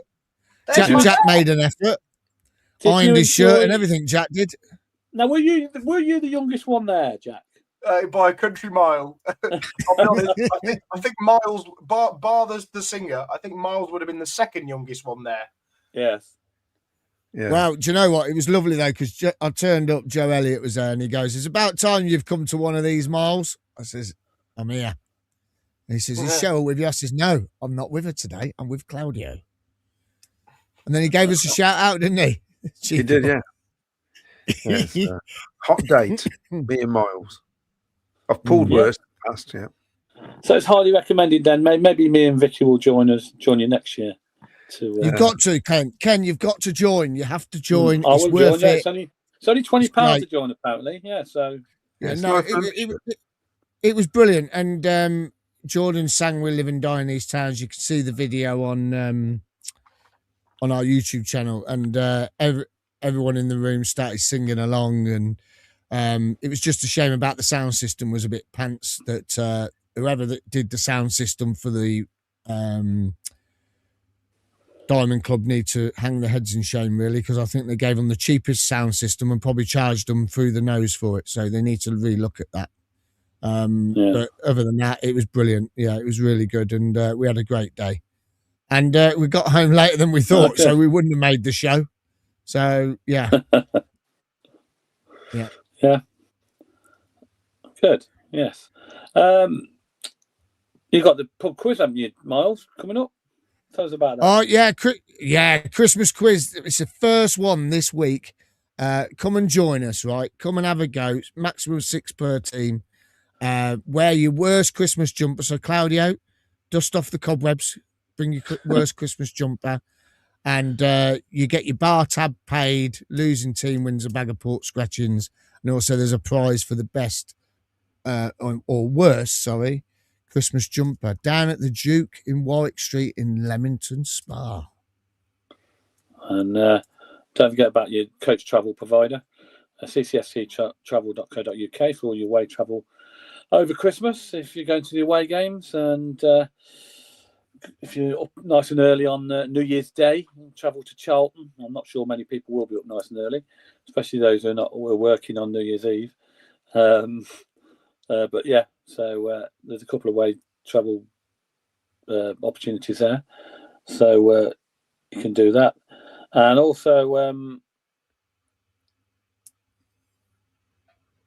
you got this as well. Yeah, this Saturday, 80s Christmas party. Come on. This is going to be brilliant. Another one for you, Claudia. You can dust off your old clothes, get the cobwebs off them and come down. Oh, you can't beat the 80s. Absolutely brilliant. 80s Christmas party, man. Brilliant. Yeah, superb. Yeah. And just a reminder of this charity event the two lads are running from Millwall to the CBS Arena for the charity. All the details are on there. And it's a very good charity, and it's Alisa doing very poorly, and they're raising funds.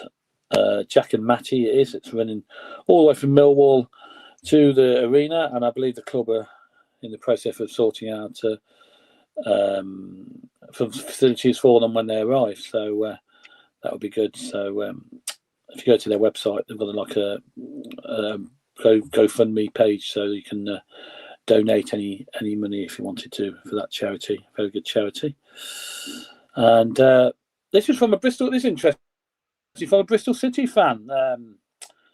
What can I say apart from you lot are the best side in the league by a country mile? I wish you nothing but the best for the rest of the season and can't wait to see you go to the next level. You're a great side with great fans and you deserve all the success coming your way. Well, that's nice, isn't it?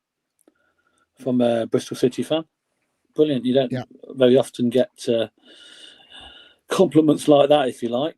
And that's fantastic. You got any more comments then, Claudio, before we... Have we got any more comments? Yeah. Back home from Texas, says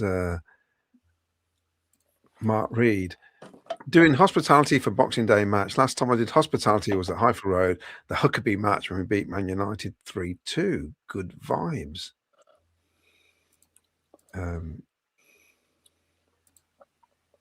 Ice Chips says, Wright has the best goals to game ratio than any City player since relegation from the Premier League. Fact. That's interesting. I'm probably right. Faz Sabani says, the banter by the player with Jade Silva and then posting it on social media shows the fantastic camaraderie within the team. They look like an awesome cohesive unit with an excellent team spirit. Dan thinks that De Silva's probably the most improved player this season. Mm. And I've been told off here by tall man. Please stop man's telling you off, Claudio. Yeah, please stop celebrating, Claudio. Hey, I'll be celebrating tomorrow morning when I go into work and that Brummy guy, because they drew, didn't they, Charlton? Yes. I love it. Is that Charlton's first point in about 6 weeks? They were on a losing spree, weren't they? Well, I better remind him of that. Yeah. Mark Rainbow from Jack's top 3 chart. You wouldn't want to be a Sheffield United fan. How many times were they in the top 3 at Christmas and didn't go up? Yeah. Yeah, very true. I suppose we best start gloating when we know for sure we've actually got promotion. Paul Stratton de Silva's had an unbelievable season. However, defensively, he is our weak link, unfortunately. Yesterday, overloaded when crosses into the box. Not his fault, his height disadvantage. No excuse. JA Audits, we're staying up, saying we are staying up. Wayne Ghost. How often teams attack down our left side? I think De Silva does a great job and also puts in some fantastic balls. Maybe should take a few corners. Yes, it's. I think we should. I mean, we've scored quite a few from corners. Percentage-wise, only 1% of corners you score from 1% of corners. Apparently, it's not that high. So we actually are doing really well at the minute with the corners. 4D362. You remember when people said we haven't played anyone yet? We played everyone away from home. Yes. Well, it's got to the point now they can't say you haven't played anyone yet because there's only 2 teams left. Yeah. Next would be but you haven't played everyone when they've been fully fit. Well, that's just the way it goes, isn't it? James Hollyhoke says, and we tend to be better in the second half of the season. Incoming battering from Swansea, says Jamie. You never know, do you? It is the championship after all. We still haven't beat Swansea at home in about 35 years, 36 years. Is that right, Claudio? Did we beat them last season? Not at home. Serious. We drew. No, we lost. We lost, didn't we? We lost to him. It was right at the start of the season under Mark Robbins. Of course, yeah. George Hurst will get some stick at the CBS in a few weeks' time, says Uncle Jonga. Yeah. Fab Sahani says, Jack, please can you email me those stats and analysis as it's interesting. My email address is, there you are. Great to have your own stato on this podcast. Thank you. Yes. You can't beat a stato. By the way, the last time we were top of the table at Christmas, on Christmas Day 1963, and we got promoted. Just saying. Get behind the Sky Blue, lads. Really hope we can ball through for the Prem. I know you have to be cautious, but get players in as soon as possible. Even though maybe go for a loan to buy option, we are a very small squad. I get the impression the chat is that we are signing players. He's been a bit cryptic, is Frank, but it feels that way, doesn't it? When he's been interviewed, that something is going to happen. Sorry, I'd just like to correct my earlier statement. I said that we haven't beaten Swansea in about 35, 36 years at home. It's actually 44 years we haven't beat Swansea at home. Really? He's gone. Yeah, I'm getting rid of him. I ain't having that. I ain't having all them stats coming on. Forget that. We've got to be careful in January. We don't want to upset the settled dressing room with bad apples. I've just told you we're going to win the league. Yeah, but then you come out with stats like that. It's just what I do. Doesn't matter whether the stats are in our favour or not. I'm just telling you the stats. Chill out. Unbelievable, man. You can't be doing that. Bringing down the mood in the camp. 22 more points to beat last season's tally. Not even January. I know. It's wonderful, isn't it?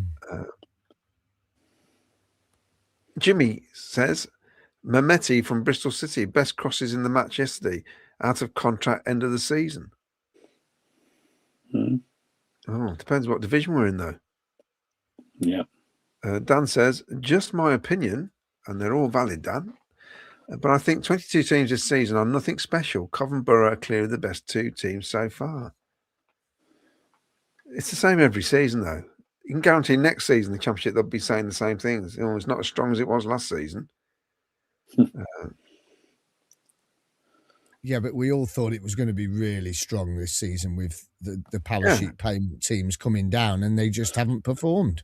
Yeah, so it's and we have. Faz says, was it the same person who did the sound system who's in charge of the payment for the tills? Did anybody else notice as you walked in the steward holding the clicker, the hand clicker, clicking you in? Anybody else see that? No, I never noticed it. I They did do it because every game, Claudio. They stand there every game. I didn't know. Well, you're normally in the prawn sandwiches. Well, yeah, you're the other side normally, so you don't see it with us peasants. No. Jamie says his brow dead. He was on the bench, wasn't he? Well, I don't know. Going the same way as Latty. I'd love to be able to just be paid to just put your kit on, tracksuit, have a kickabout, and sit on the bench and do nothing, and that's it. Unbelievable. Lee Lishman, hope we get players in early January. Don't want the last days of Jan wondering, are we going to sign anybody and worrying on deadline day? Well, the chances are you will, because that's how it works. Brow was not on the bench. Yes. No, I couldn't remember.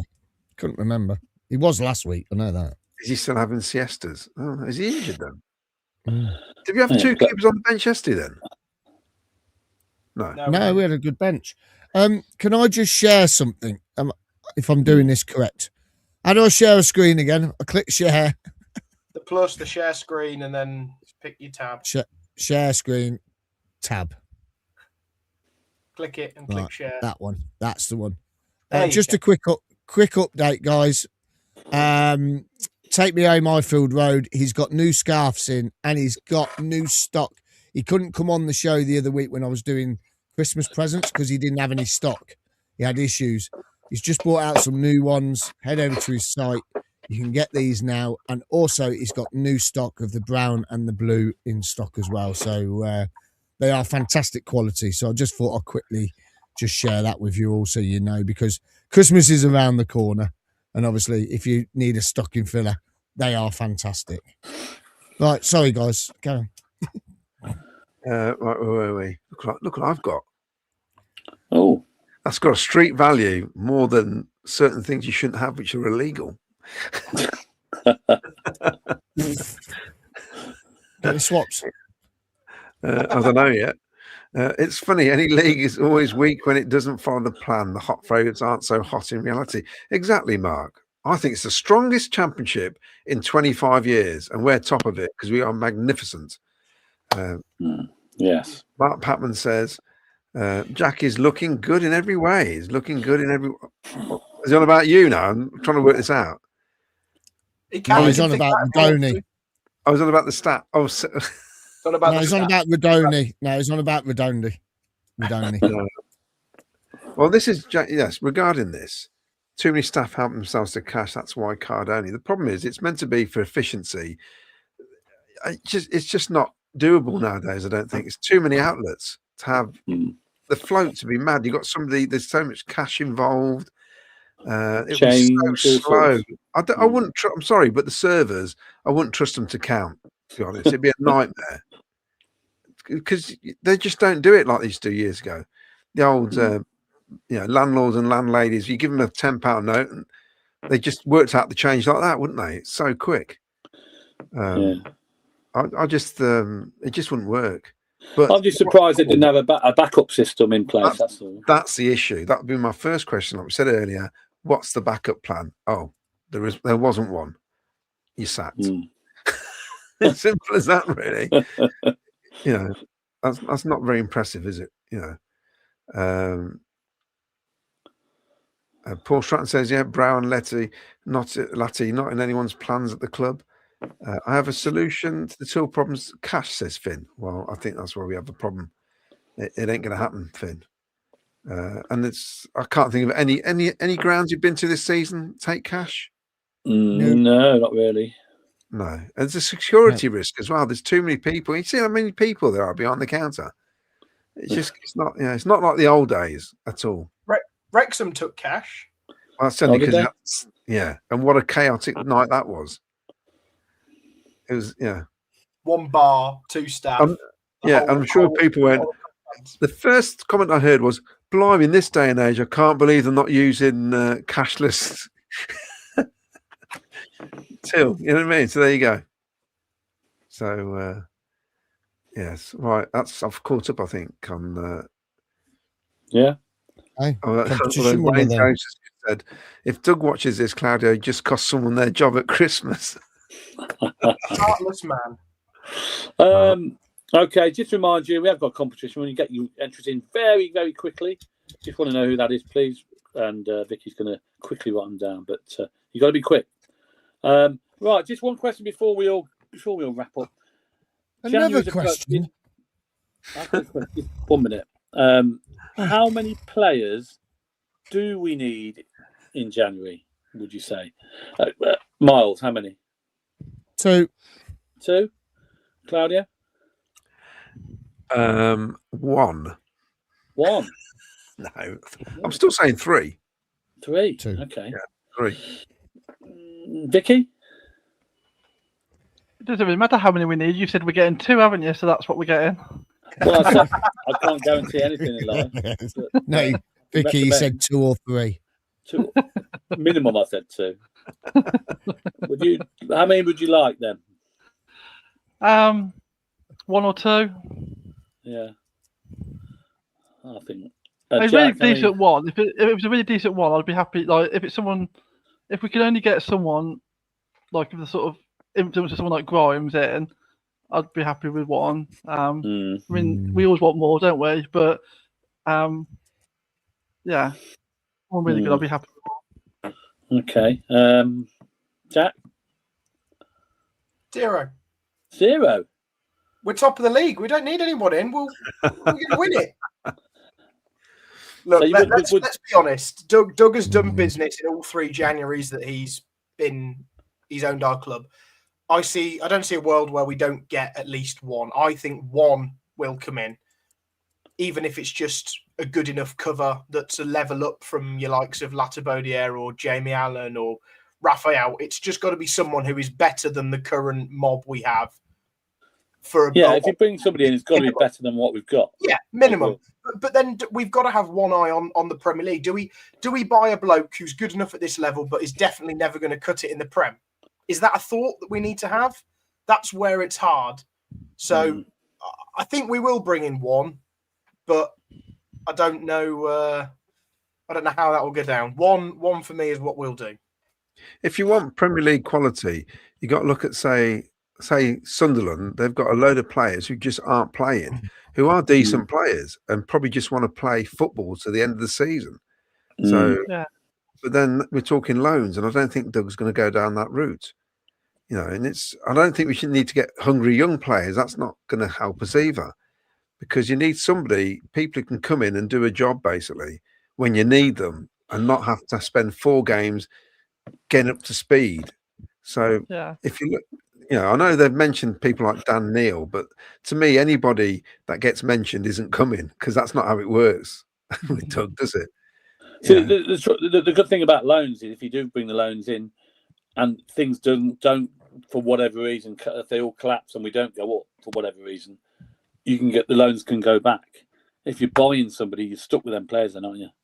Yeah, but it's like with Rushworth, you still have to give £4 million.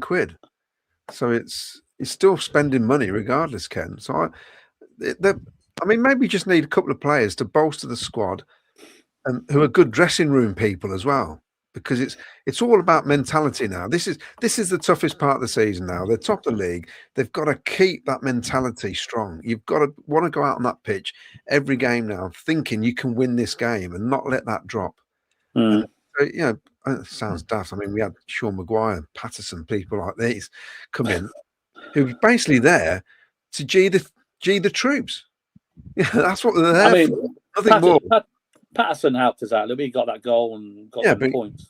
But he hardly played any minutes. The other one, Maguire, didn't do anything, did he? No, but apparently, I've been told by somebody who's well in with these players that behind the scenes he was very good and doing stuff that maybe the manager doesn't want to do. And the coaches don't want to do. There's certain, because we all play, if you've played the game, it's like you have the bond with the manager, but then there's always a senior player who probably gives you the tellings off that the managers won't give you because you might get all upset and start crying, basically. So, but so I think we do need probably an established head to come in, a la Matt Grimes, to do the business for us as well, because we've got no cover for Matt Grimes either. Yeah, that's the biggest concern, because if we lose him, we will be in trouble, I think, because he is the cog, isn't he? So we'll see what happens. But I think they'll go down that route. Okay, fair enough. Okay, Christmas period, main show dates, just dates for your diary, really, over the festive season. These are the dates we are operating, or available, should we say. We'll be doing shows. That's for the Christmas period, main show dates they are. That's right up until the Sunday, the 4th of Jan. And then obviously the aftermatch shows are there as well. So that's up to the 1st of Jan with Charlton away, with various times, obviously, that we start at, depending on the kickoff times of the game. And also 26th of December, Swansea home. There is no show on Boxing Day. Yeah, the aftermatch shows, when the away games are easier, because the chances are there'll always be one of us who may not be there. But the home games, bear with us. If we're slightly late, we will be on. But like last night, I got back in at 6:25. Absolute nightmare with traffic. I had to go to Leamington first and come back. Normally I'm home in good time, but it is, as we all know, it's a bit busier at the CBS nowadays. And getting out can be an absolute misery. And even if you do get out, you got the traffic. So bear with. Yeah, well, you did manage to do a show on your own solo. It was okay, wasn't it? I look back at it. It was quite a good show in the end. You did solo, didn't you? You went solo. You're all on your own. It was right. I just read the comments out. We've got a great audience. They all participate, help me out with their comments, which was great. So it was fine. Now we've lost Miles. I don't know where Miles has gone, but he's gone off somewhere. Okay, Vic. We got some correct answers for the competition. We have. I've put them all on the spinny. How many is there? The spinny wheel. There was 25. Oh, it was quite a few then. And the answer was Claudio? Ian Painter. Yes. He played up front with. Correct me if I'm wrong. Missed a penalty, didn't he? Well, I'm playing for Stoke against in the season we had to win all 3 games to stay up. Yeah. Late on in the game, very late on, he had a penalty. Yes. I think it was given away by Sir Regis, actually. And he hit the bar. And he was that rubbish at penalties. We signed him in the summer. He later joined the Sky Blues, yes. He signed that as a thank you. And we stayed up, yeah. Yeah. If that penalty had gone in, we could have gone down. It's a shame we didn't sign a player called Decorator. That'd been great, wouldn't it? Or Deck Orator. Yeah, correct. Okay then, Vic, go on then. We got the spinny wheel ready. Share one to that.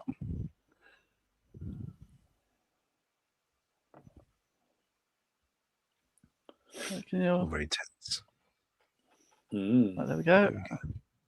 Right. Yeah, just to remind you, anybody is waiting for a mug, you will get your mug before Christmas. We have had a delivery now, so this should be all delivered and up to date.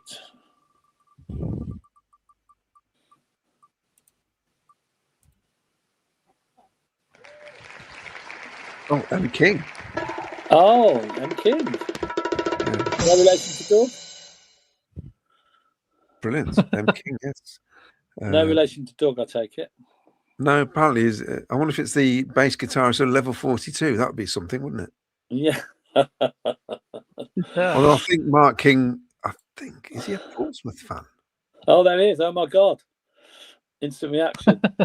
MG, you've won a mug.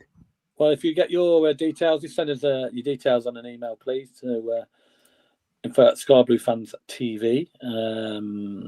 Then we'll get your mug afterly, and hopefully you get it before Christmas.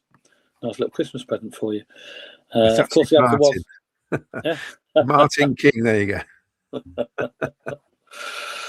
That's about it then. Any more business? Do you want any more comments to read out, Claudia, before you got to? No. I think we'll let everybody go to bed. I've got to fill the. I've got to put this in my sticker album. Oh yeah, you'll get a few doubles, I think. Well, no, because I've got 200 all There are no doubles in there. Oh, really? Yeah, 200. Yeah, but there might be doubles compared to what you've already got. No, because that's the first lot of stickers I've got hold of. Oh. Oh, hang on. You've got a kitchen and you've got a Riverside Stadium. That's true. But that's all You I've could got. get I've another literally one of got them. about 50 stickers. That's about it. It's an absolute nightmare. These It's kids. good when you get Stop the the kids gold buying one. the stickers. You get the gold and all the silver badges, don't you? The badges, they're the best. Yeah. I've got some nice ones in there. Yeah. It's bonkers, isn't it? It's around Coventry. I think the trouble is you've got 72 EFL clubs. That's a lot of people and fans want to get. It's the first time I've done it in years, haven't they? So it's like, Mark Rainbow says, I still haven't found the album. I know, it's a nightmare, isn't it? It's like the elusive record you're trying to buy, but you can't find it. Right, that's it then. I suppose that's about it. We'll wrap up there. Next live show is Thursday. We'll be previewing the trip to St Mary's, Southampton, and we'll be talking in more depth about the trip to St Mary's, where we haven't got a great record there. But when was the last time we won at St Mary's, Southampton? Oh, it was about 2001 when we were in the Premier League. I think it was quite a while ago. Yeah, I remember going to the old Dell in Southampton. That was I do. Bit of an old stadium. Oh my God, yeah. But yeah, it'd be nice to get 3 points again on the road and run up to Christmas. And obviously, that's what we aim to do. We're aiming to stay top of the tree into the new year, into 2026, and just turn around and say to people, "Look, catch us if you can." Simple as that. And that's the message we've got to send out. And Day part 5. I like it. Yeah. That's it then. Thanks, Vicky, for coming on. Thank you, Jack. Thank you, Claudio, and thank you, Miles, wherever you've gone to. And we'll be back live Thursday, 7:30, and of course we'll have an after show after Southampton game, Claudio, won't we as well? We will, yes. Another celebratory show. Yeah, hopefully getting 3 points in the bag and get your comments and get your views in after the game. Normally around the 6 o'clock time, isn't it? Starts. No, we're doing the 3 p.m. because it's a 12:30 kickoff. Oh, sorry, yeah, beg your pardon. It's an early kickoff, so it will be 3 o'clock. Yeah. Don't forget early kickoff if you're going to Southampton. All right then. Don't forget. And enjoy the rest of the week, and we'll see you Thursday. Play up Sky Blues. Play up Sky Top of the Blues. league.